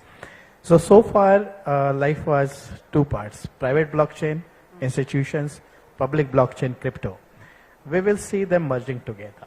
So already, like we did in Whirl and Brew, that Whirl is private blockchain for institutions.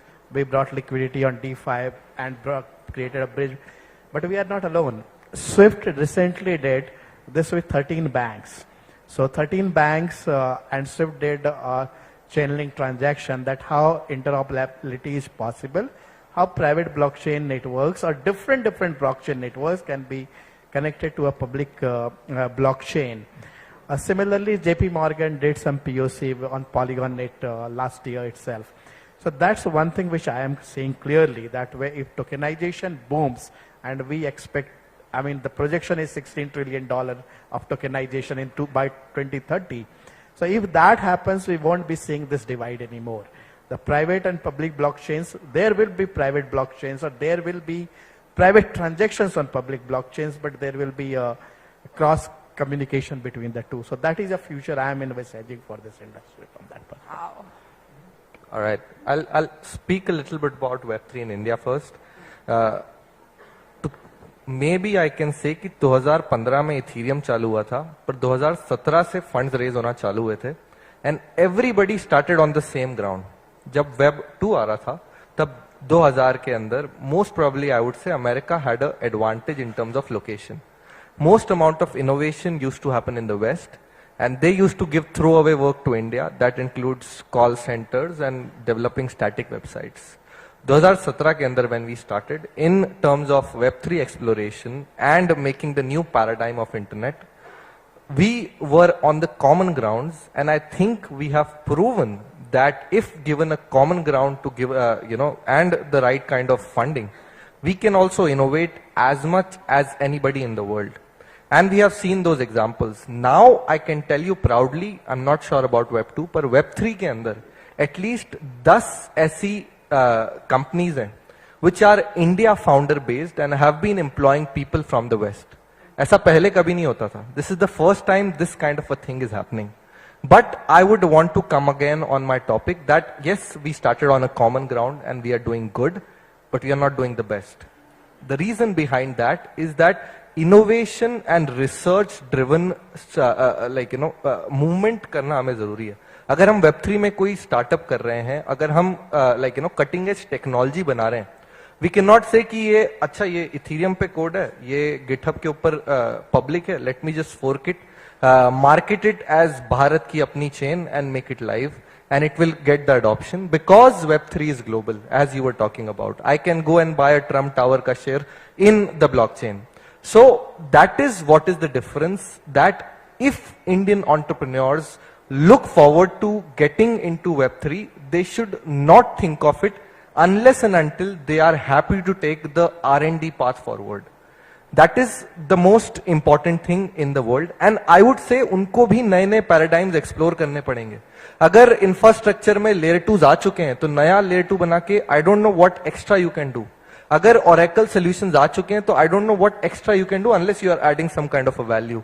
So RWA, real world asset, is another such important and new protocol that is coming around, and I think given that आपने research and development mindset के साथ इसके अंदर कदम रखा, तो ना आपके पास कभी पैसे की कमी होगी, ना ही रियल पीपल के साथ की कभी कमी होगी.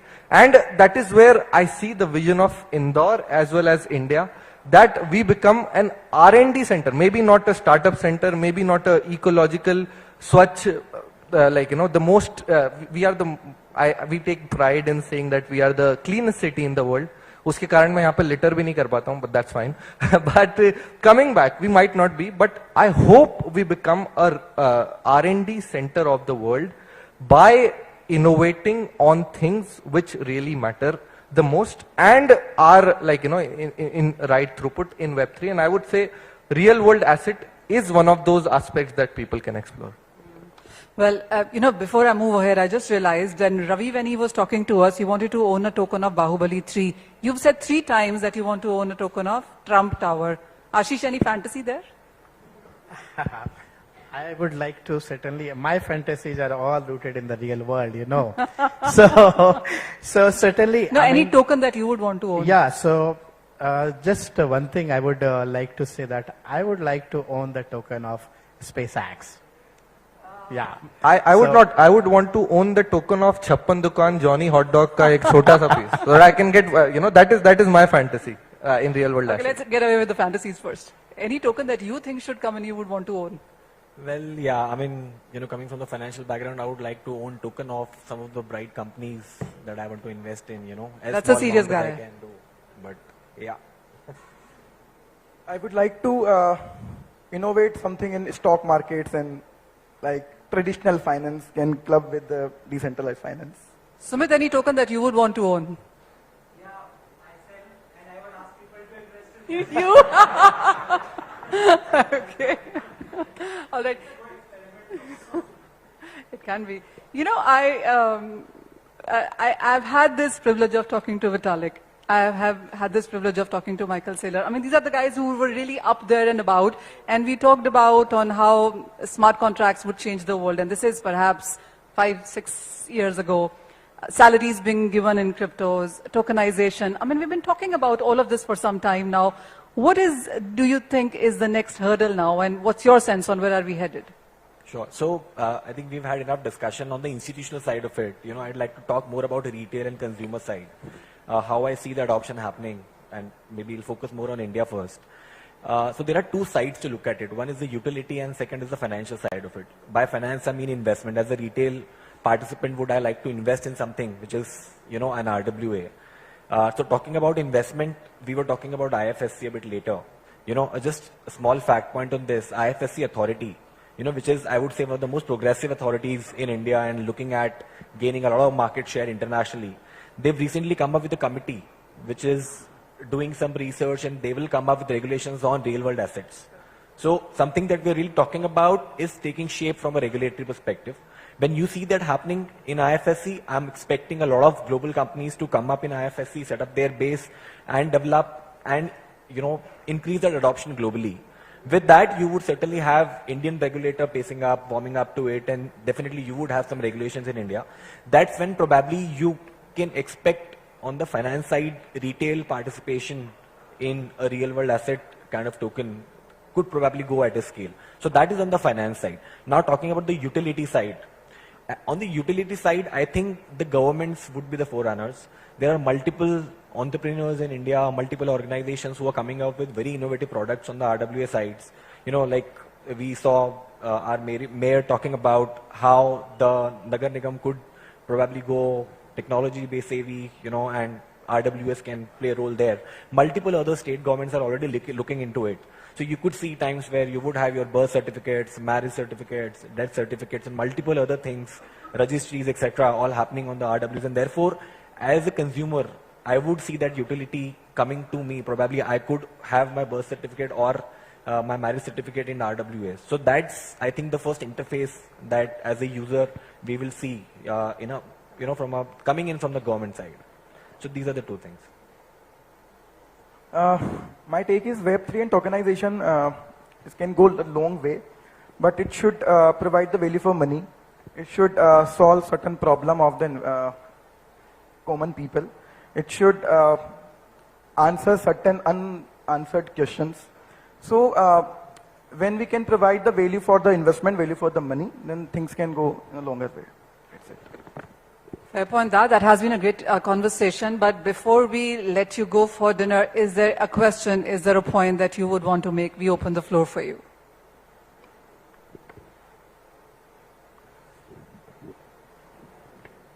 Is there a question that you would want to ask the panelists? Yes, please.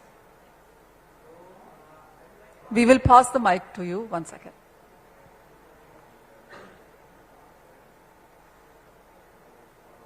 Can you hear me, guys? Yeah.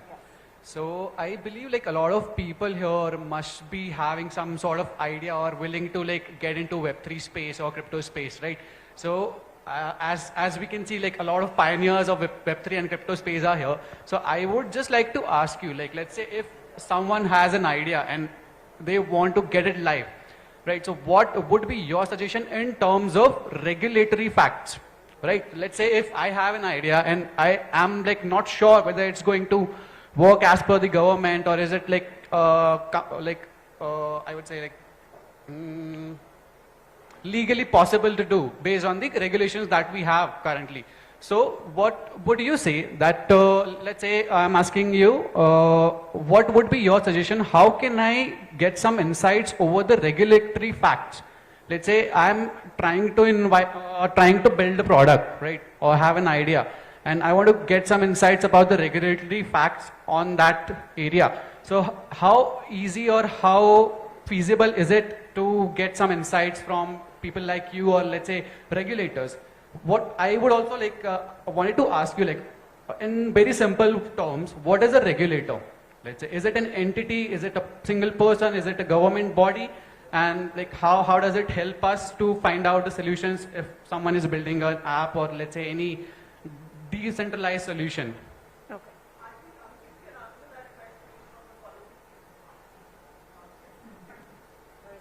Yeah.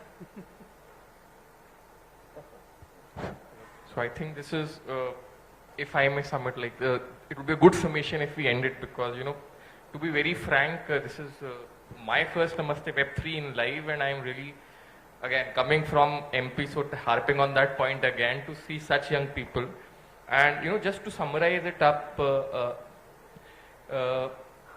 regulators are government entities. It can be one, it can be many, but they are the ones who will kind of put in the what we have been saying, either guardrails or rules on what you can do, cannot do, and do to what extent. The basic premise is that there should be protection both for the consumer that is there and also for the businesses, And so there has been certain talk about regulatory arbitrage and things like that. So the basic phenomena generally is that businesses are allowed to run for some times before even governments can make up their mind when they want to enter, where they want to enter. So, in 2 minutes, I think this is like the scope that you have to be. And Sumit, sorry for making this pitch, but I am from the policy team, and you have to look for us guys who have a detailed answer on that. Thank you so much. But that's a great question, by the way, कि मेरे पास idea है, लेकिन वो सही है, कितना feasible है, it's something that I'm sure a lot of people would be watching out for. Yeah. आज के इस आयोजन में मैं थोड़ा देरी से आया, इसलिए क्षमा प्रार्थी हूँ। मैं अध्यक्ष हूँ global forum for industrial development का।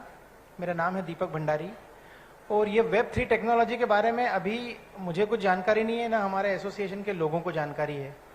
आज मध्य प्रदेश में 10,000 से ज़्यादा एक्टिव इंडस्ट्रीज है, मतलब इंदौर के आसपास, और 1 लाख से ज़्यादा पूरे मध्य प्रदेश में है। और स्टार्टअप भी हम सोचें तो करीब 3,500 मध्य प्रदेश में है, और जो बच्चे अभी स्टार्टअप का तगमा लेके घूम रहे हैं करीब 25,000 बच्चे ऐसे हैं। तो एक जो व्यापारिक और औद्योगिक नगरी इंदौर पूरे मध्य प्रदेश का प्रतिनिधित्व करती है, क्या हम इस टेक्नोलॉजी से उद्योग और व्यापार को बढ़ावा दे सकते हैं, और किस प्रकार से दे सकते हैं, ताकि जो सूक्ष्म मध्यम कुटीर उद्योग, लघु उद्योग, जो ग्रामीण उद्योग हैं, जो घर से संचालित किए जाते हैं, उस लेवल तक क्या हम इसका फायदा पहुंचा सकते हैं? आती आगे भी टेबल पे ही इंदौर का लड़का बैठा है, he should be answering this. पहले मैं वो वाला आंसर एक चीज और ऐड कर देता हूँ कि बहुत वैलिड क्वेश्चन है। बहुत सारे नए जो स्टार्टअप्स होते हैं उनको नहीं पता होता कि रेगुलेटरी क्या क्या चीजें बना सकते हैं, क्या नहीं बना सकते। Just want to extend help from our side that if there is anyone who is building an idea and if you're not clear from a regulatory point of view, sustainability of this idea, whether that is fundable or not, we do have a ventures initiative.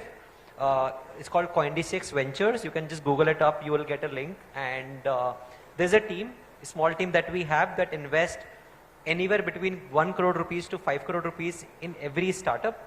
Depending upon the viability of that, of course, it has to make sense. And the team also not just invest capital, but also is your partner in the journey in terms of guiding what is allowed, what is not allowed. So just calling it out. So no entrepreneur from this room should go away thinking कि नहीं ऐसे कोई support करेंगे. There is, just like ours, there's 5 other companies or 10 other companies who are always there to support you guys if your idea has, good promise, right? That is one thing. Extending that point of view, thank you. Extending on that,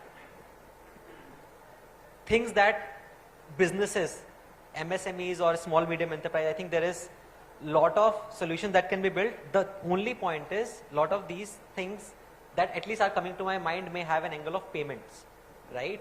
Like how can, for example, one thing that I'm very excited about, which will unlock, is that crypto is a global asset class. It unlocks transfer of value anywhere from anywhere, any country in the world. These people have problems in collecting payments because they're not accustomed to understanding the technology. If you can simplify that, let those small businesses expand to emerging markets globally. It can just open up global, customer base for them. That is one exciting area. In terms of supply chain, there are a lot of use cases. In terms of getting access to capital at a cheaper rate. So there is, lot of capital that is outside, which is waiting to enter into an area where they can get at least higher returns. And if these are good businesses, then you can at least raise capital for those businesses. So I think all of those use cases are there. I just feel that it will take time. It will slowly take time. You will need, there will be one company that will solve this problem. I think we had one panel where someone was solving it in, leveraging, NBFCs. How can they get interest at a lower price? I think all of these things are there. And if there is any problem statement that you have in mind, which players like CoinDCX can come and contribute to, would love to explore, brainstorm with that. And if someone is there to build it, would be happy to sort of fund it so that it actually comes to real life. So, yeah.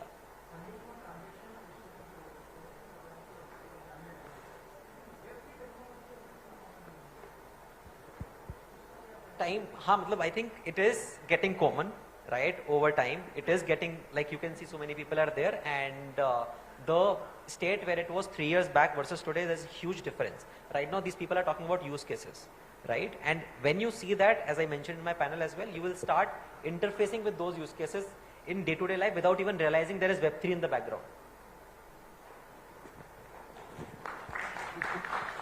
I think, yeah. Hello everyone.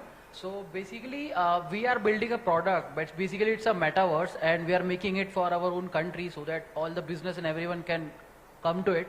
So the problem we are facing is why we should be moving to Web3. I mean, what advantages we are, giving to the people. And other than that, I feel that it is a little costly because for each contract transaction, you need to pay some gas fees. So how we can overcome this kind of problems? Okay, let's take more questions first. Yeah. So I can just add on to that question because I had a similar kind of question. I'm nowhere related directly to Web3, but listening to the panel before and listening to the people here, as a member of the crowd, what comes to my mind is, see, if you want people to develop something and you want to give them an idea. So if there's something that you can paraphrase in simpler words, as in like internet solved some problems and it solved them better. Let's say there was a problem how people communicate at distances, and post office was one of the solutions which existed before internet. Post internet, what internet did was they provided an email, a better solution to the same problem. How Web3 infrastructure can just give an idea for people to think, okay, how Web3 infrastructure can solve the existing problem or better the existing solution, and in what way? Can you build a social media app but something better? So just to give something to brainstorm. I think we'll take that question as well before we move ahead. Yeah, good evening everyone. So it is not much of a question. I would also like to take the cue from these two questions and would add to what Sumit added to this, that what sir mentioned was there's a problem, if there's a problem with the Web3 ecosystem, or if there's something, I mean the common industry and how Web3 can intervene. So like working in the financial domain and working for 20 years with the production industry particularly, there are a lot of solutions available. So we are considering only the tokenization part or the finance part of Web3. Why are we forgetting that there's a blockchain that is backing that? And blockchain is all about data. So if you have everything that is going on in production or going on in an industry on the blockchain, the data can provide a lot of solutions, and that is the next gen Web3.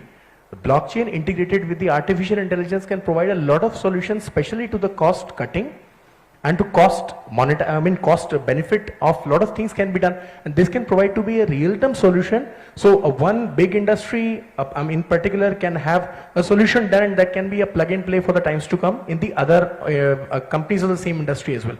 So there can be a lot of solutions in the common life also, obviously with blockchain and Web3 in the background, and the foreground can be seen as a solution to a lot of things that are coming forward. Fair point that. I mean, you know, I'm really excited with the fact that Indore में हमें इतने सारे लोग मिले हैं और इतने सारे सवाल मिले हैं. A very attentive audience as well. And amazing panels is what we've done. And Sumit clearly has been on another high because parents भी हैं और मेरा शहर भी है. But we are actually hitting the end of this conversation right now. We are all, of course, inviting you for dinner, and the panelists are right here, and you can mingle them, and we can continue to network. And of course, those questions will get answered as well. Mugdha.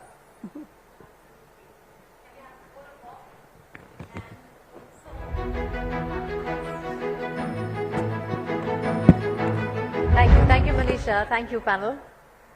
And there is one request before I let all of you go. While I'll be talking to you about the Telegram channel and everything, we want Sumit to be here along with the entire audience. If everybody can come here, be on the stage, around the stage. We also want everyone to be photographed this time. We can remove the chairs, we can push the chairs and get everybody in the frame.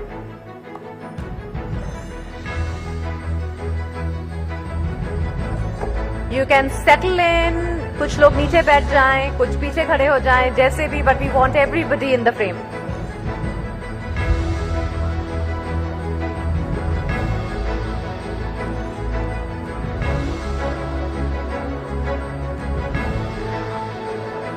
All right, we would want some of you to go down. हमारा stage थोड़ा नाजुक है, तो please थोड़े लोग नीचे आ जाएं ताकि सबकी तस्वीर आ सके. हाँ, नीचे सामने आ जाएं please. Some of you can sit. We don't want to break the stage. आ जाइए, please come.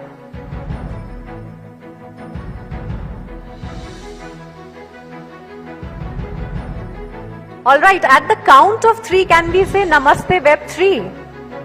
All right, 1, 2, 3. Namaste Web3. All right, once more, encore.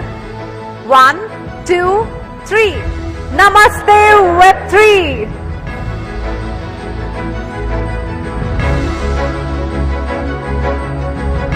Thank you everyone. Last and final announcement for the Telegram channel. जिन्होंने QR code अभी तक नहीं देखा है, वो please जरूर देखें. And what a wonderful audience you've all been. Please join us for dinner. Thank you.